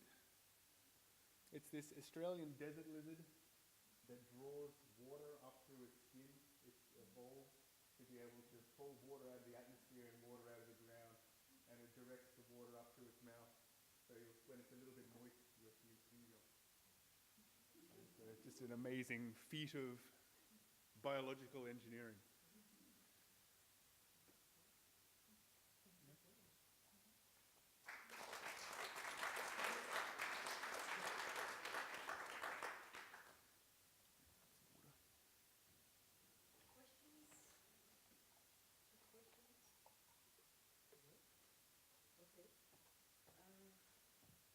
Let's move to our fourth speaker, Dr. Auréa Coffignon. He's a postdoc in the field of life sciences at the University of Nice Côte d'Azur. And ORA's project is to create a startup in partnership with industry and academia to develop innovative solutions to reduce the side effects of chemotherapy.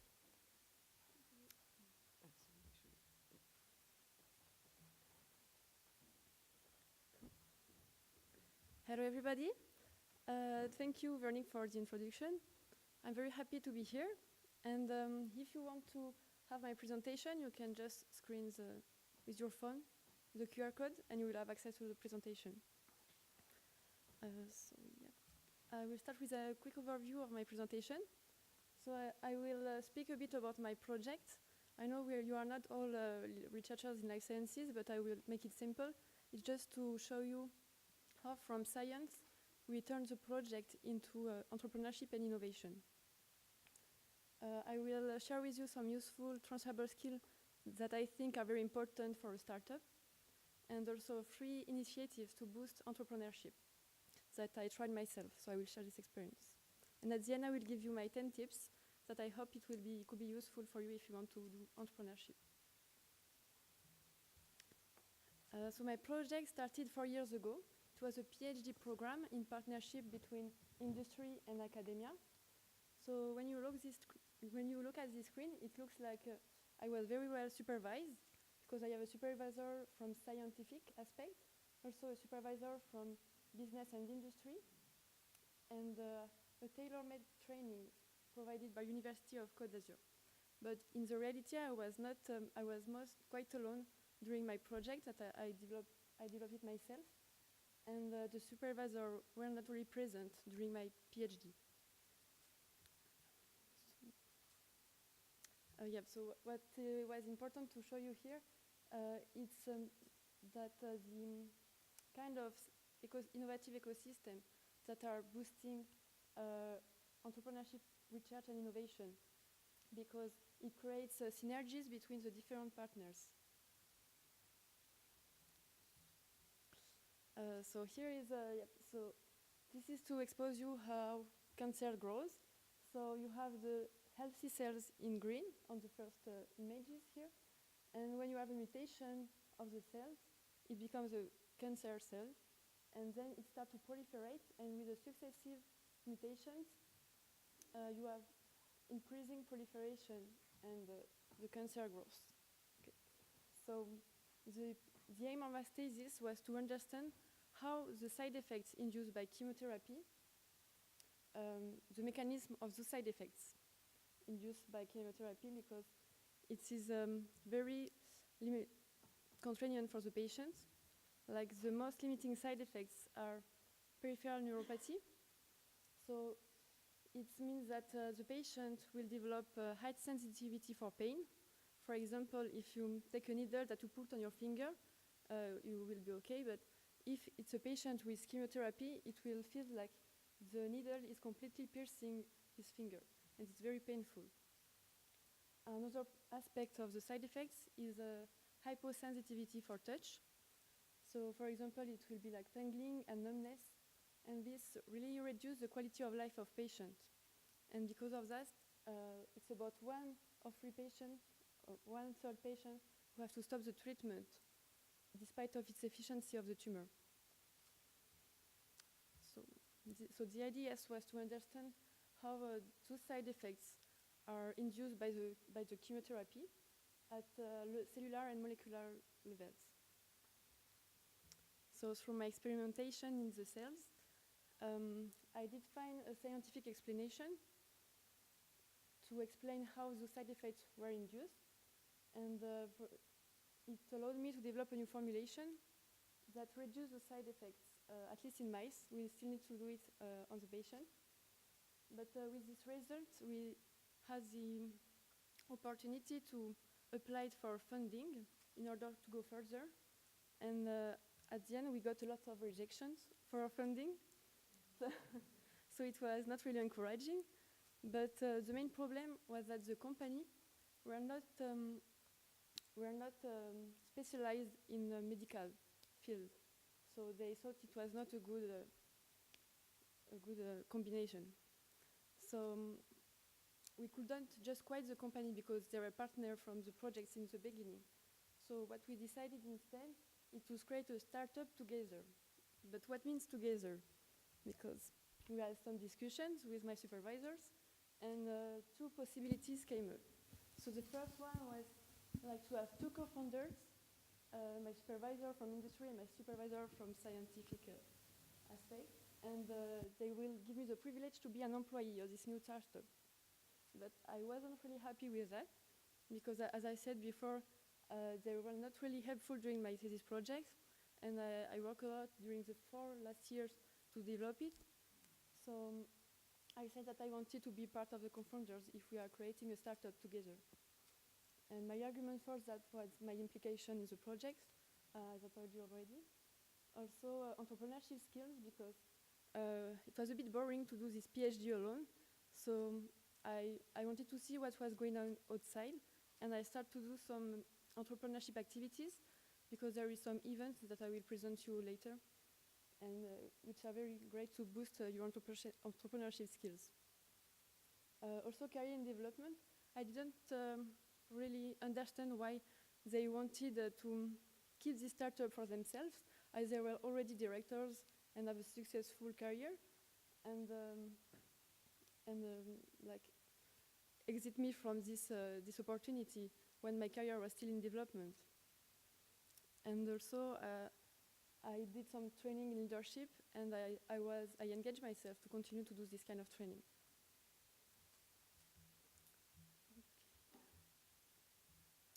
So now I will make you work a bit. So if you have your phone, you can go on mentimeter.com, and I will ask you the 3 skills you must have to be an entrepreneur.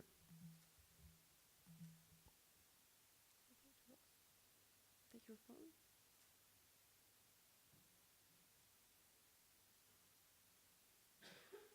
You had a lot of presentation until now, so you should have the answer quite easily.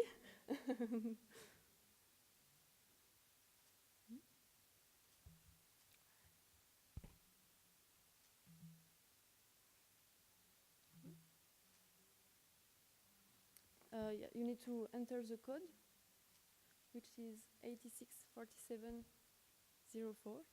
It's okay. Is it working? There's 0.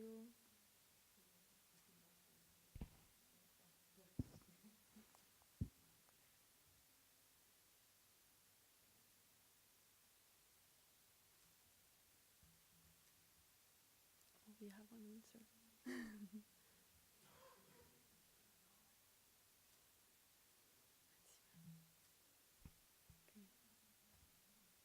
Now it starts.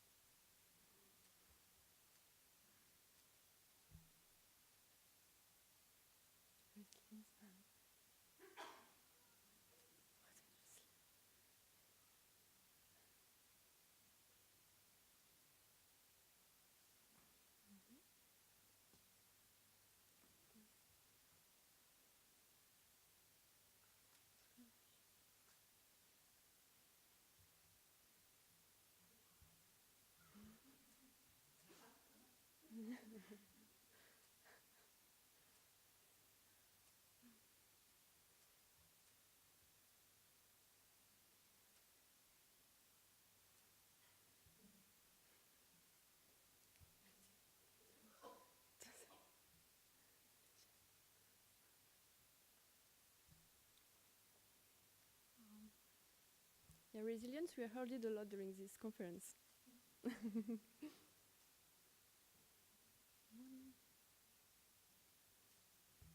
Face, yeah, face.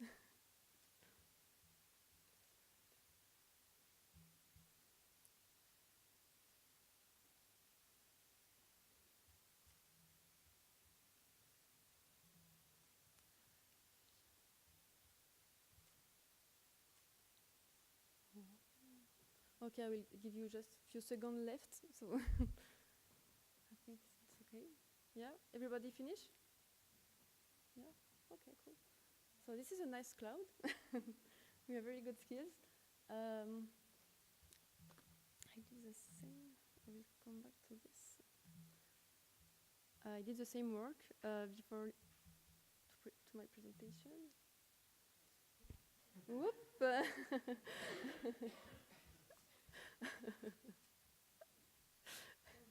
Not my computer.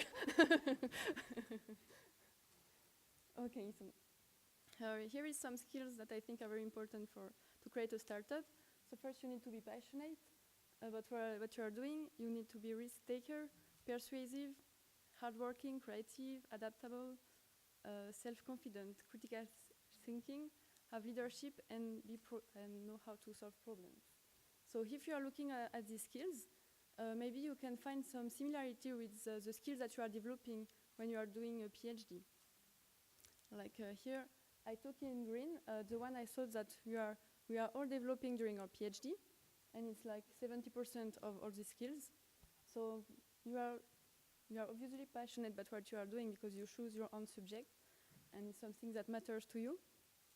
And because you are passionate about this project, you can easily be persuasive about it, and also develop communication skills because PhD candidates are doing conferences, and so develop communication skills this way. Hardworking also, we all know that doctoral candidates are always working many hours every week. Be creative and adaptable. Critical thinking also, a problem solving. Okay. So risk taker, I'm not sure that all doctoral candidates are taking risk because it's quite comfortable situation. We have 4 years to do all the work, and there is no really risk, I think. So, but we can discuss that maybe later. And leadership, it depends on the context, I think, because some doctoral candidates have master degrees or intern to supervise, but it's not everybody. So what I would recommend if you are not doing this, it's to maybe take some responsibilities outside of your PhD, like in association, something that you want to be useful. Okay. So yes, you really need the skills because create a startup is not easy. And if you are not trained, it can quickly become a mess and make you crazy. Very crazy.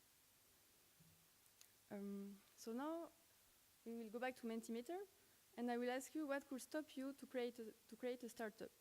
So I make you some suggestions. So I will come back here.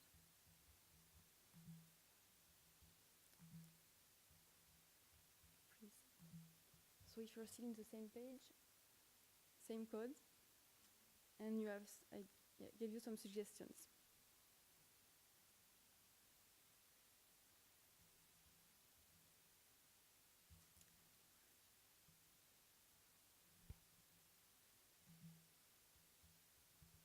That's interesting.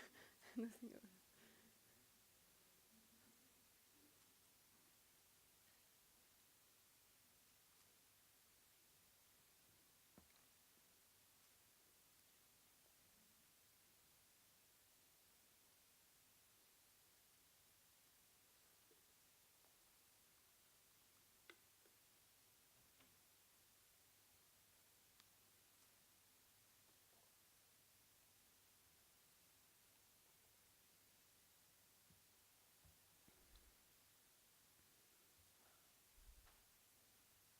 We miss 3 people.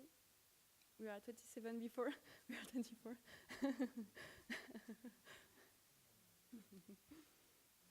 Oh. Oh. So someone didn't participate before. Yeah, that's true. Okay, that's interesting because I said before that doctoral candidates are not really a risk taker, and we see that most of people choose too risky situation. So it's quite. So yep, I don't have the skills, so you can be trained for that. So this is always a solution. Fear to fail. This is also something that is common in France. Like our culture is to, if you fail, it means that you are a loser. But in States, for example, it's more like if you are not failing, there is something wrong, you know. So. We really need to change our mind about it and don't be afraid to fail. The most important is to learn from your failure. To risky situation, yes, it won't change. Not interested, okay, all the answer. And nothing. And nothing is a good answer.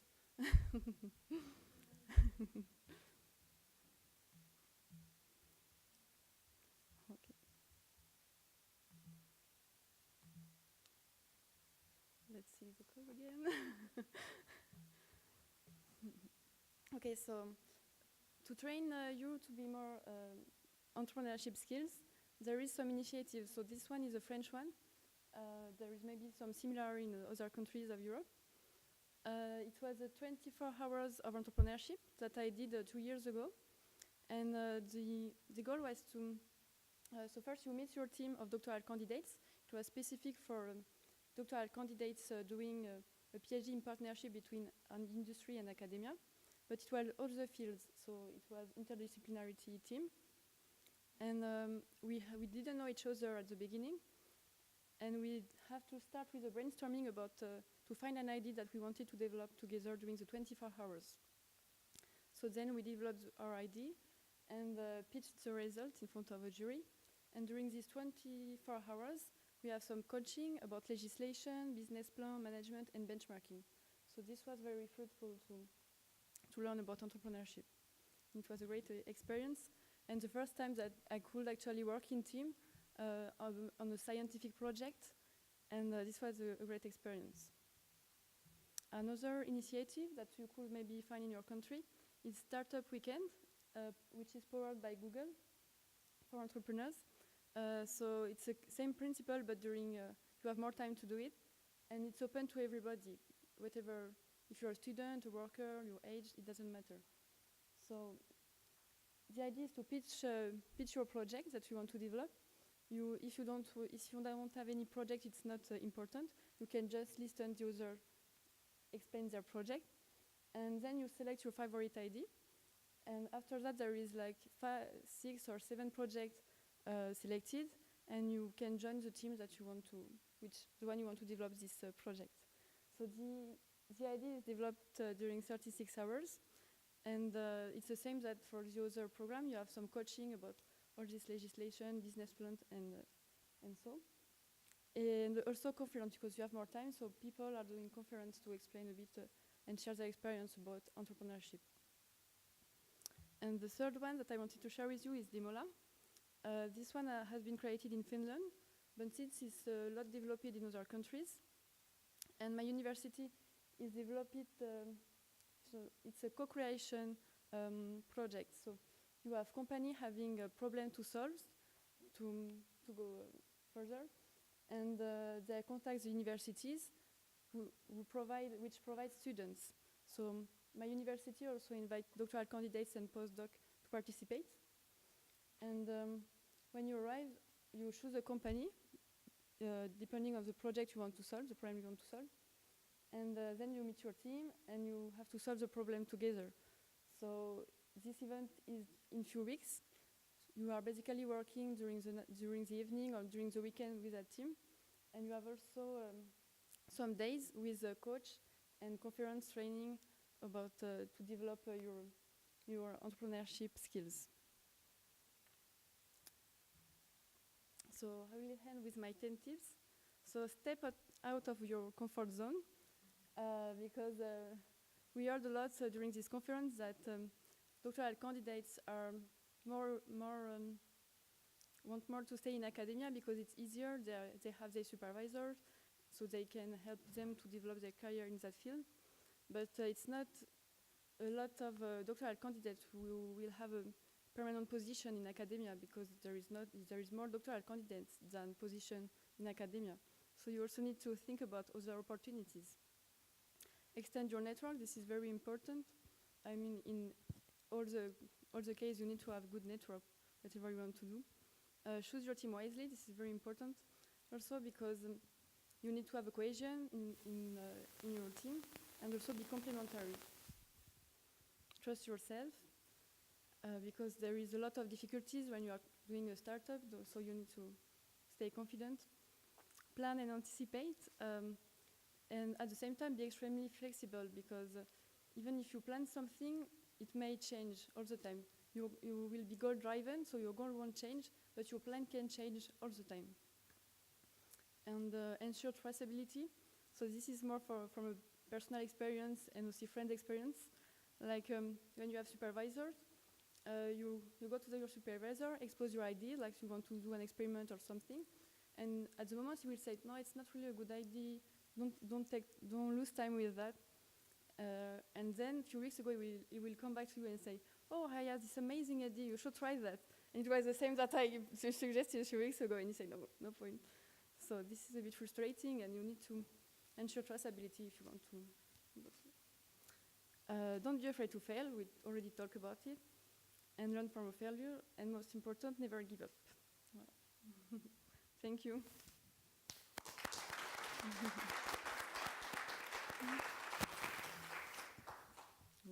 Thank you.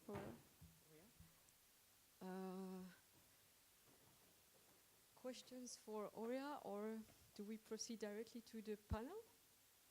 Yeah, apparently. So may I invite the speakers to participate to the panel?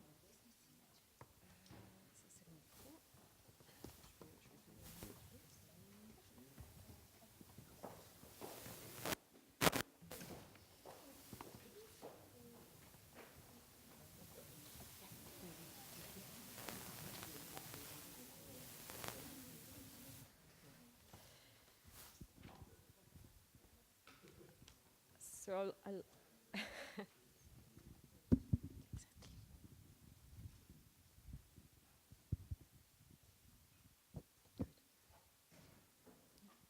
There's one thing I want to say, just based on the word cloud before, there was something that no one put up to be coachable, and I think more than almost anything else, that's probably the most important thing. Like, I think once you come out of a PhD, you have to have a lot of humility about what you don't know. And I think, at least in my experience, a lot of people come out of a PhD with a certain level of arrogance, and they don't want to listen to the advice that other people are giving them. And you really need to step back when you're going into these kind of things, because if there's one thing that you can be sure that you know, it's that you don't know almost anything about what you're going into. And that's very interesting because it's related to the first question I wanted to ask. Is it like, as PhD candidates, we evolve in a very individual framework. We are focused on our projects.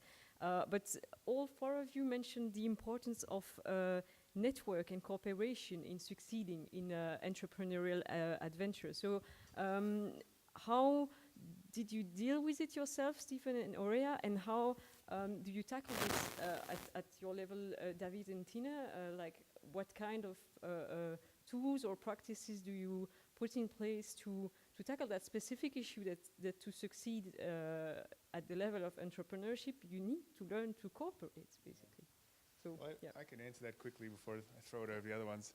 I had the good fortune that my PhD promoter had no idea about what my PhD project was about.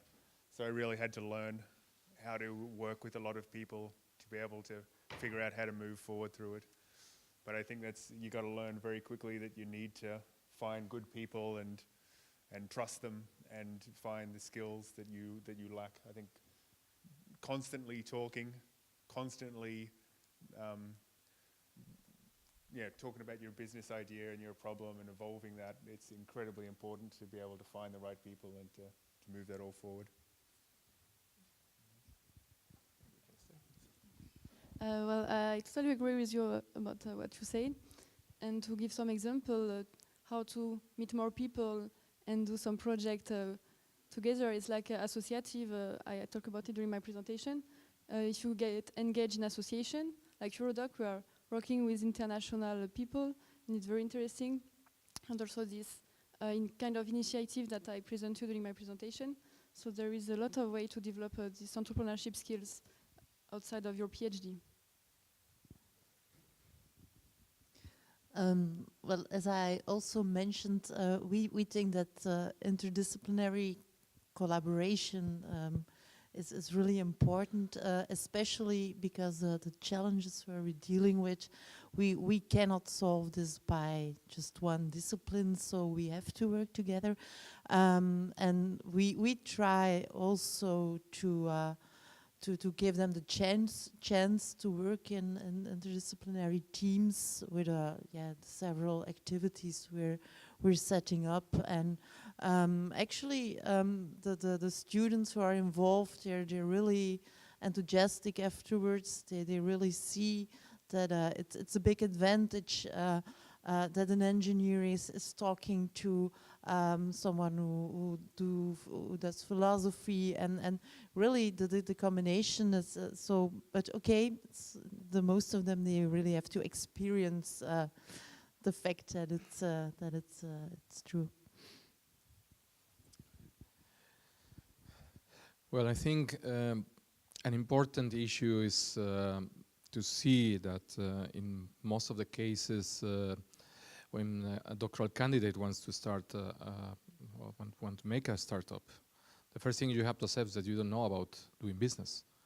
And you might be learning these during the trainings, but important here is how you choose your team. So, because you will have to find people who really know how to do business, and you will be able to follow. So the training, in a certain way, give you the possibility to understand the language, how are the deals done.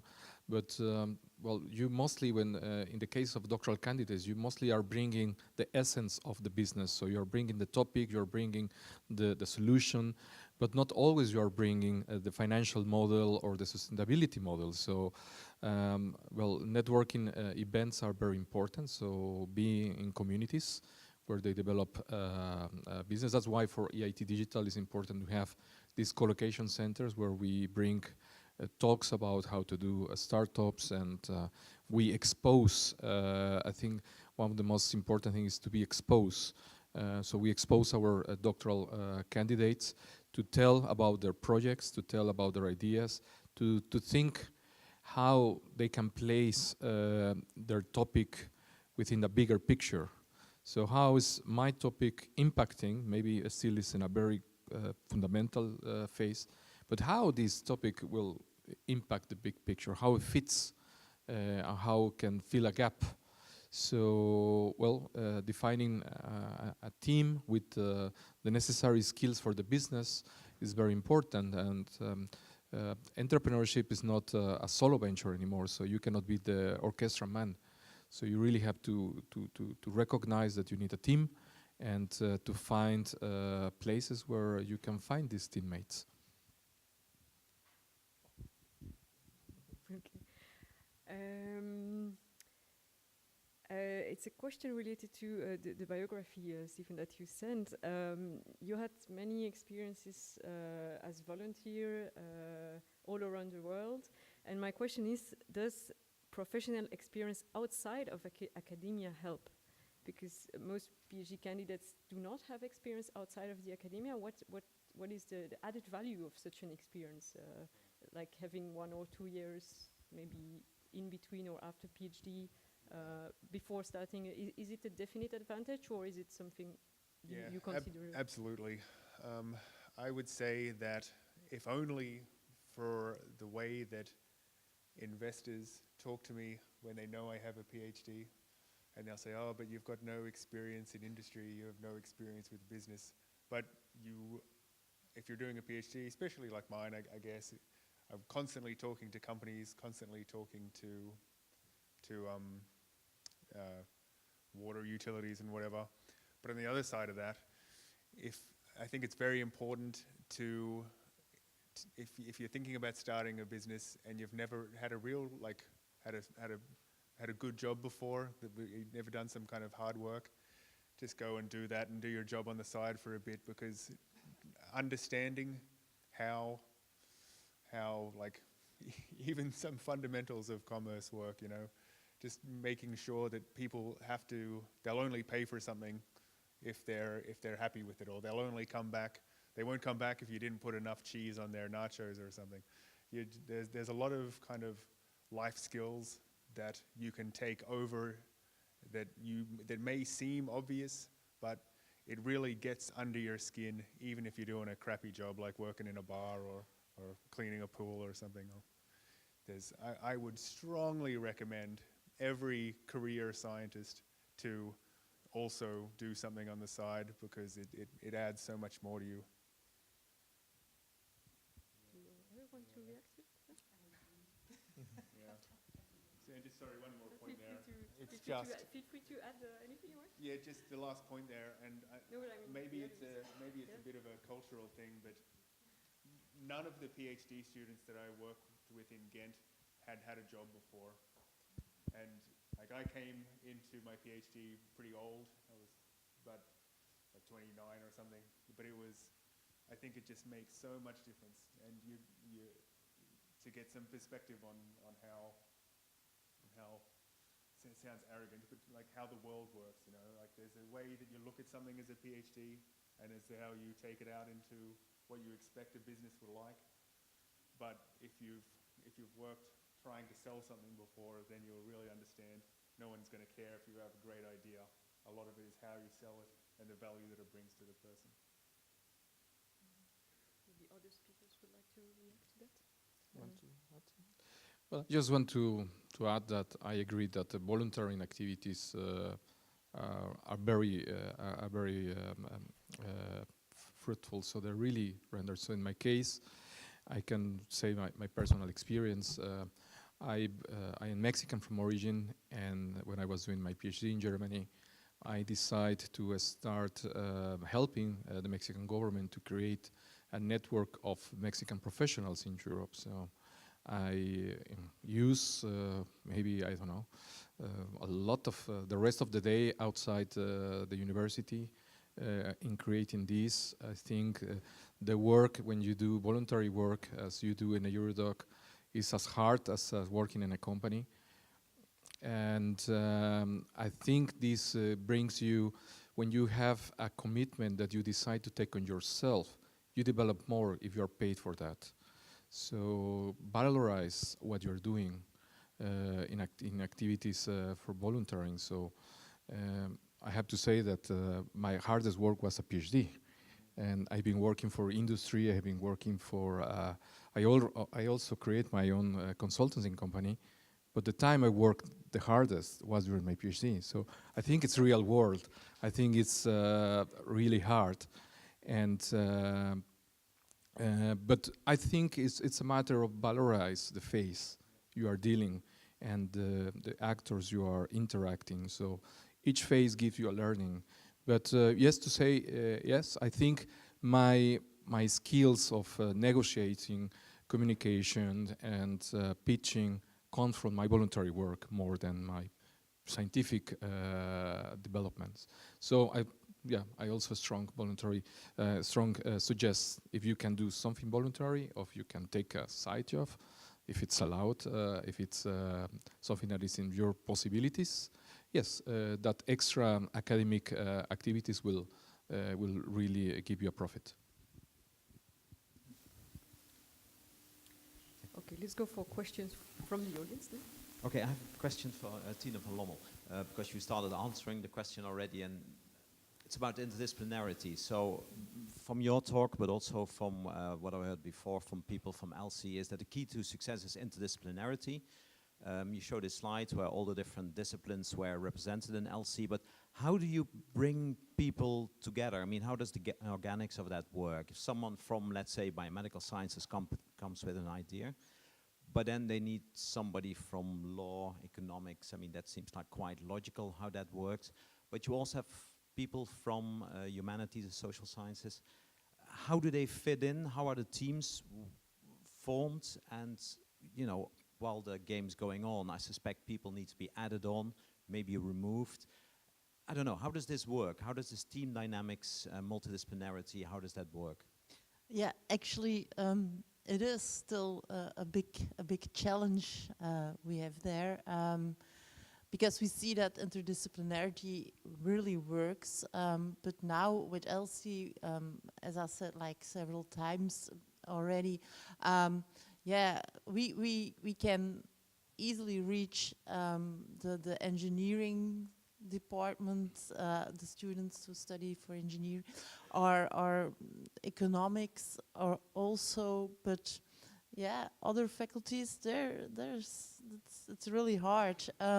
So, but okay, we try to set up like several activities, and we really we really go to lessons, and during the lessons we ask the professor, can we have like 5 minutes of your time? So we give like really pitching to make the students enthusiastic. So it's hard work, and it's really not scalable, of course, because we cannot spend all our times like pitching in that's how we try to do it now. But okay, we really are looking for other ways to address also the students who do philosophy and the communication department, because we really believe that they're also very valuable in the team.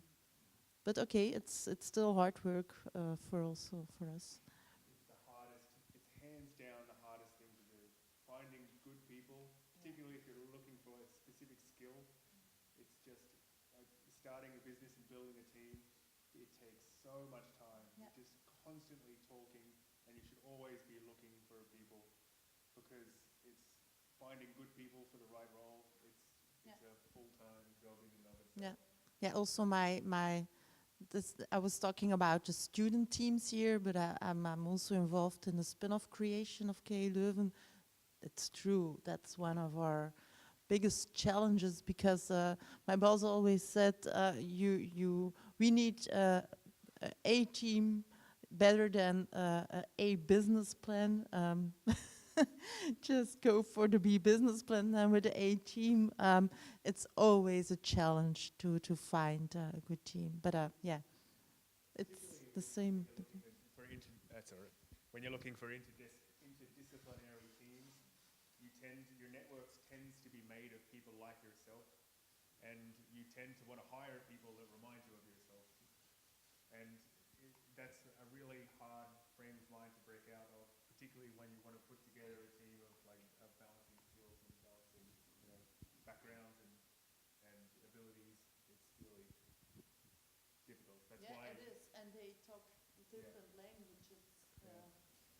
If you look through LinkedIn or any jobs thing, half of the jobs will be for HR managers and recruiters. It's just the hardest thing. Other questions? Hi everyone. Thank you for your insight into some of your struggles and tribulations, and then, well, the successes as well. I suppose from personal experience, well, we've talked a lot about the right team, which is key, and then the right idea. Well, hopefully we're in a room full of very good ideas that have the potential to form a company. But the third aspect that, is an issue is the source of funding and how to pay the salary of the team while the idea gestates and becomes a commercial reality. So maybe it's particularly to the two founders, how are you finding sourcing funds in Europe versus possibly the US, and the disparity possibly between what VCs will invest in here compared to what they're willing to take a risk on in America, if you've any experience with those issues?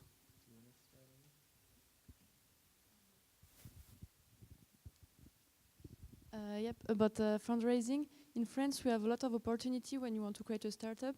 That's how I show in my presentation. When we wanted just raise fund to continue the project, we didn't get it, we didn't have it. But when it was to create a startup, we had a lot of funding. We came like from the region, from the university, from the government.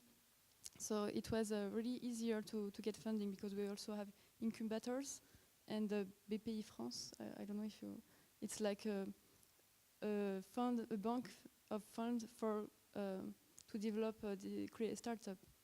So in France there is a lot of opportunity, especially since the European Commission developed the innovative ecosystem part. If you are creating a startup in partnership between industry and academia, you will receive a lot of help from the government. And in Belgium, it's bloody hard. It's once you're going, like in Flanders, Vlaio is really good, but you need to have like the money there to start with. really hard. If you can get a good partnership with a good company that's willing to put some money down, and you're not scared that they're going to take everything later, then do that. Because finding cash from investors in Belgium is bloody tough. Move to the States, move to the Netherlands or something where there's a bit more money, but it's tough. It's very tough. Like it's not impossible. It's really not impossible, but it's if you can do it here, you can do it anywhere. It's a really tough market to crack in Belgium. That's the only like the universities. Actually, like we're in a EIT program called Climate Kick, and that's been exceedingly good. Like it's been not a lot of cash, but it's drip fed us to be able to, get some different skills on board and to move it along, and gave us a bit of leeway when we were able to like when we were negotiating with some of these industry partners. But it's tough. Belgium's tough. They're definitely a hell of a lot more risk averse than places like Australia and the States. So final short questions maybe, and then we can close the session. I just ask a question myself. So maybe not a question, just a comment, just to change the perspective a little bit. We know that Steve Jobs and Bill Gates are the famous dropouts of the universities. They don't have even a degree, not even a PhD. So I was just thinking about changing the perspective in the sense that to start a company or startup and so on, you do not necessarily need even a degree, so to be successful entrepreneur. So I would say that PhD is added value even, because even if the persons without studying can do it, then why not PhD students or candidates and so cannot do it? So I mean, it's more or less proves the hypothesis that's personal skills that you were also actually mentioned, or soft skills or whatever you call it, are extremely important, even maybe more important than actually the specific knowledge that you gain in terms of your studies. So, but the one thing I would say to that, Steve Jobs and Bill Gates are totally non-representative of the most successful entrepreneurs. If you look at the average age of entrepreneurs, of successful entrepreneurs, it's something like 38. So like this, and I think a lot of people who are successful entrepreneurs come from at least a strong scientific background, and you can drop out of Stanford and raise billions of dollars and wind up in jail. So like in the end, I think having strong scientific skills, having an ability to execute something incredibly difficult like a PhD, it shows a lot of the resilience and a lot of your ability to communicate and a lot of your ability to network, gives you a lot of the skills that are there. I definitely agree, but I think if you want to go down this road, you definitely need more focus on a lot of those soft skills, because it's what's going to get you over the line in the end.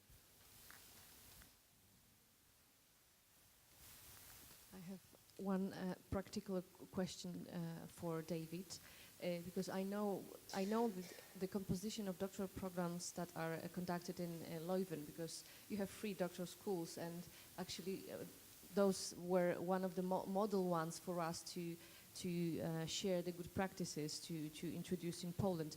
But I'm wondering about practicalities, how it is organized in AIT digital doctoral school. What courses are obligatory? What's the burden? I mean, the number of ECTS. Do you, for example, you mentioned mobility. Do you require it, like it's obligatory part of each program, or is it voluntary based and you just try to motivate people to go? So for our industrial doctoral program, we have, let's say, a mandatory training scheme or training program that it's 5 modules, that it's equivalent to 30 ACTS. So we have pre-work, we have one-on-one or face-to-face sessions, we have post-doctoral work, and well, but this is done during the 4 years of the PhD.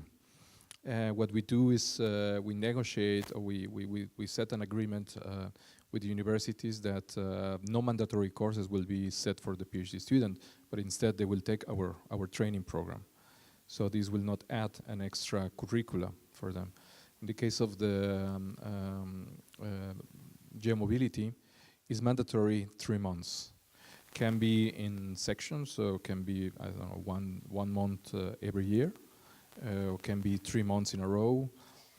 And sometimes, depending on the activities, we can, we also at EIT Digital, we provide, so we offer also summer schools for professionals in digital technologies, and these are 2 weeks or 1 week long. So also a summer school that can be in a trend topic can be part of the accountability of the international geomobility. So what we aim with this international geomobility is that the doctoral candidate has the opportunity, well, to experience internalization, but also they can strengthen the possibilities of the PhD. So also because one of the big constraints still in many countries of Europe to do international mobility is funding, and this is not our restriction. So we really encourage to do that, and we cover the cost of the funding. So the university doesn't have to cover any cost on funding, on mobility, not mobility for this kind of international experience, conferences, and even during the business development experience, there could be some business meetings or could be some conferences more business-oriented or innovation-oriented, like Slash in Finland, and we cover the participation of those. So well, this is how we operate. A last question from the audience, maybe? Very last question. The very last one. Short and sweet. I have a question for Stefan. So you have showed us some pictures in which you did experiments in Senegal and India in Goa. Yeah. So I wanted to ask, what were your main challenges when you were experimenting in both these countries? I think it's the classic communication and organization. So that was during my PhD. They were both under the umbrella of the Bill and Melinda Gates Foundation. The faculty where I used to work, we have a very close relationship with Goa, and we have staff going backwards and forwards there all the time, and it's always challenging to align projects, but it's incredibly rewarding. I think you get so much more out of a project that's operating over multiple countries and multiple regions, and you get so much more of a better perspective. The one in Senegal, that was also super interesting, but also really tipped me over the edge to see how what the future was going to be like as well, which is interesting to say, right? Like go and see a unit in Senegal to see what the future of the technology is going to be like. But it's really true. They're the way that you can get a bit of tunnel vision, I think, in a place like Australia or a place like Belgium, where life is stable. But you go to Dakar, everything is in flux, you know. You need to have so much better organization. You need to really be on top of the technology to be able to meet with all of the growing demand and all of the incredible progress that's being made. So I don't know if that really answers your question, but there was so much. A lot of the work that we do now is trying to push into Ethiopia and East Africa and parts of India as well, because there's just so much opportunity and so much to learn in a lot of these markets. Thank you so much, and thank you for this inspirational panel. So maybe we could, like as key message, define entrepreneurship in a new way, that would be harvesting the creativity that we unknowingly sometimes develop as researchers and as humans. Thank you very much.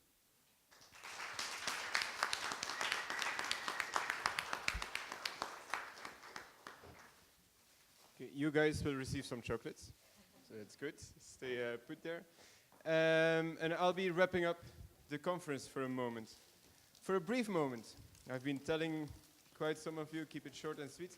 So I tried to do that as well. I took the liberty right before the 10 tips of Aurea to write down my little ending notes. They're small and sweet. What I was thinking to ask you is, and I would like a few responses, what were the ambitions that made you choose for your academic career? Just a few responses. The ambition that made you start your PhD. Passion. Thank you, Gareth.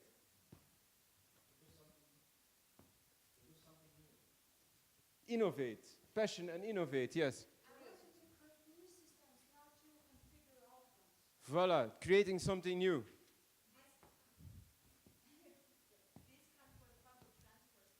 Sorry, can you repeat that? Discount for the public transport. Yes, a financial gain. Rashmi. Thank you. And if I ask you, you get carte blanche, like they say it in France. I give you every funding that you can imagine. What do you do with it? What will you create? What do you want to create? Again, a few responses.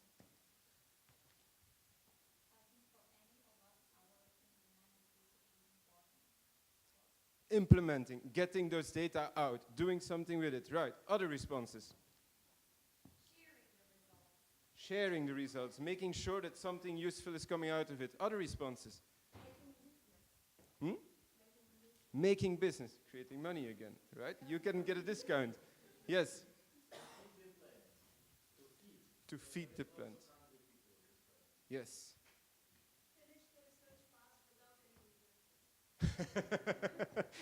The ideal world. But I'm trying to get to a deeper understanding. Yes.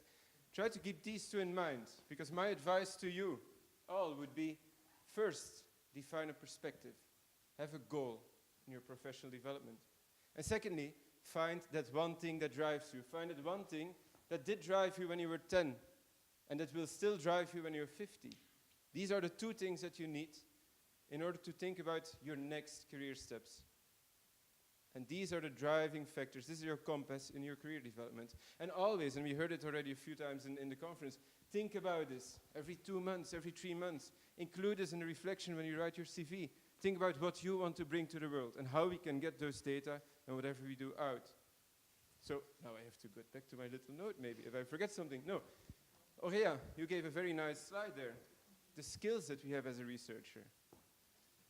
No, you asked, what skills do you need as an entrepreneur? Did any one of you see the complete match with the skills that we have as researchers?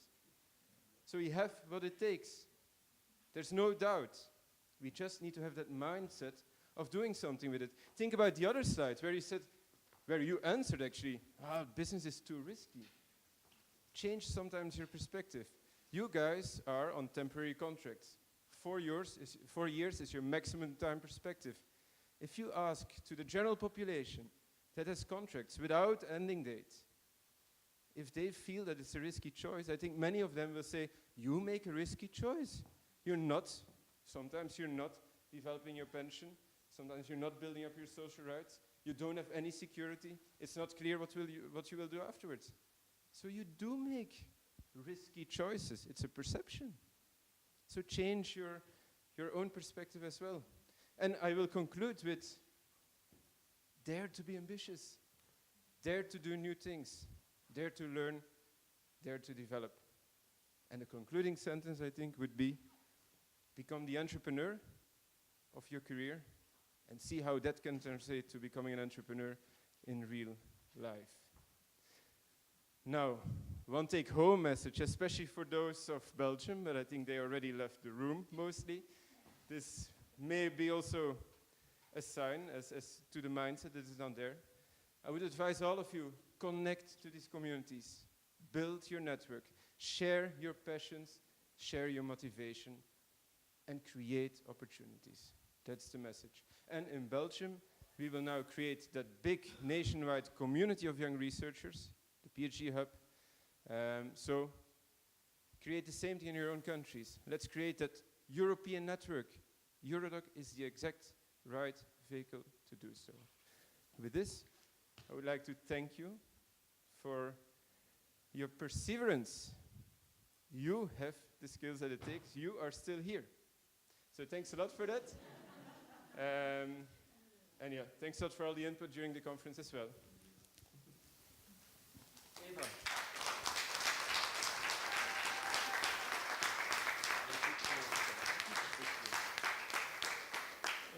As a Vice President of the Eurodoc, I would like to say a few words at the end. So thank you very much for all the participants, for all the contribution during these 2 days. We were very happy to meet all of you. And special thanks belongs to Veronique and Matthias, our 2 organizers, who had done the hard work, and also to Focus Research for the possibility to have the conference here in Brussels. So thank you for your work.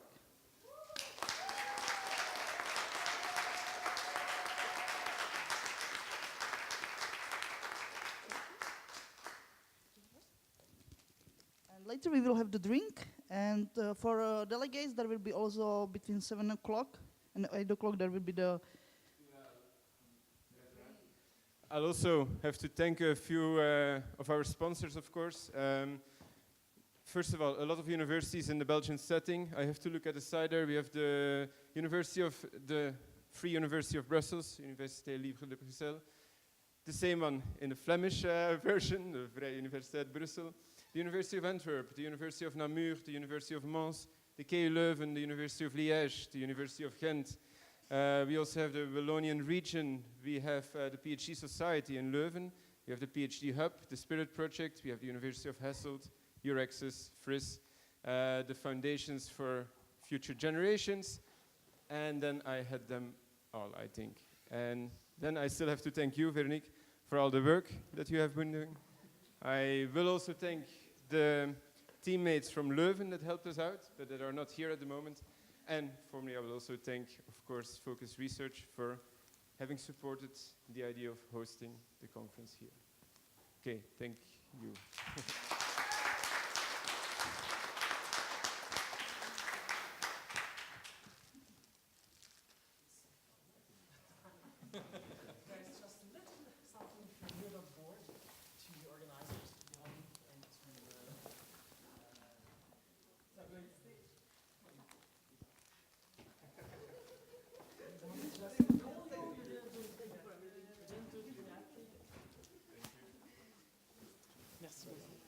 Thank you for the organization. Our pleasure. Thank you very much. Good work.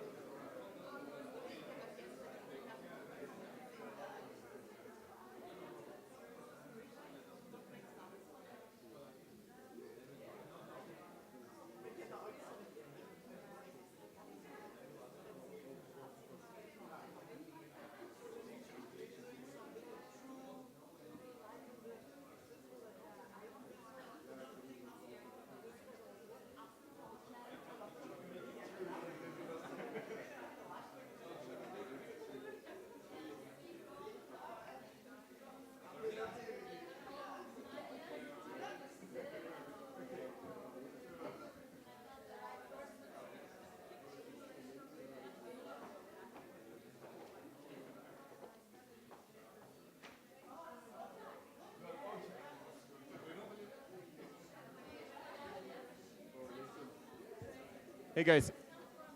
Yeah, just one quick announcement. I like the microphone. The training for new delegates, especially for Eurodoc.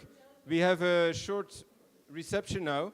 It was planned to take till 7. We could do the training of the new delegates between 7 and 7:45 maybe. The restaurant is planned at 8.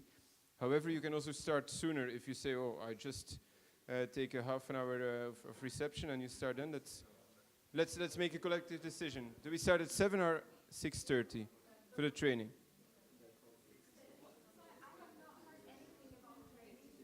It's for the new delegates. Oh, but you know this is...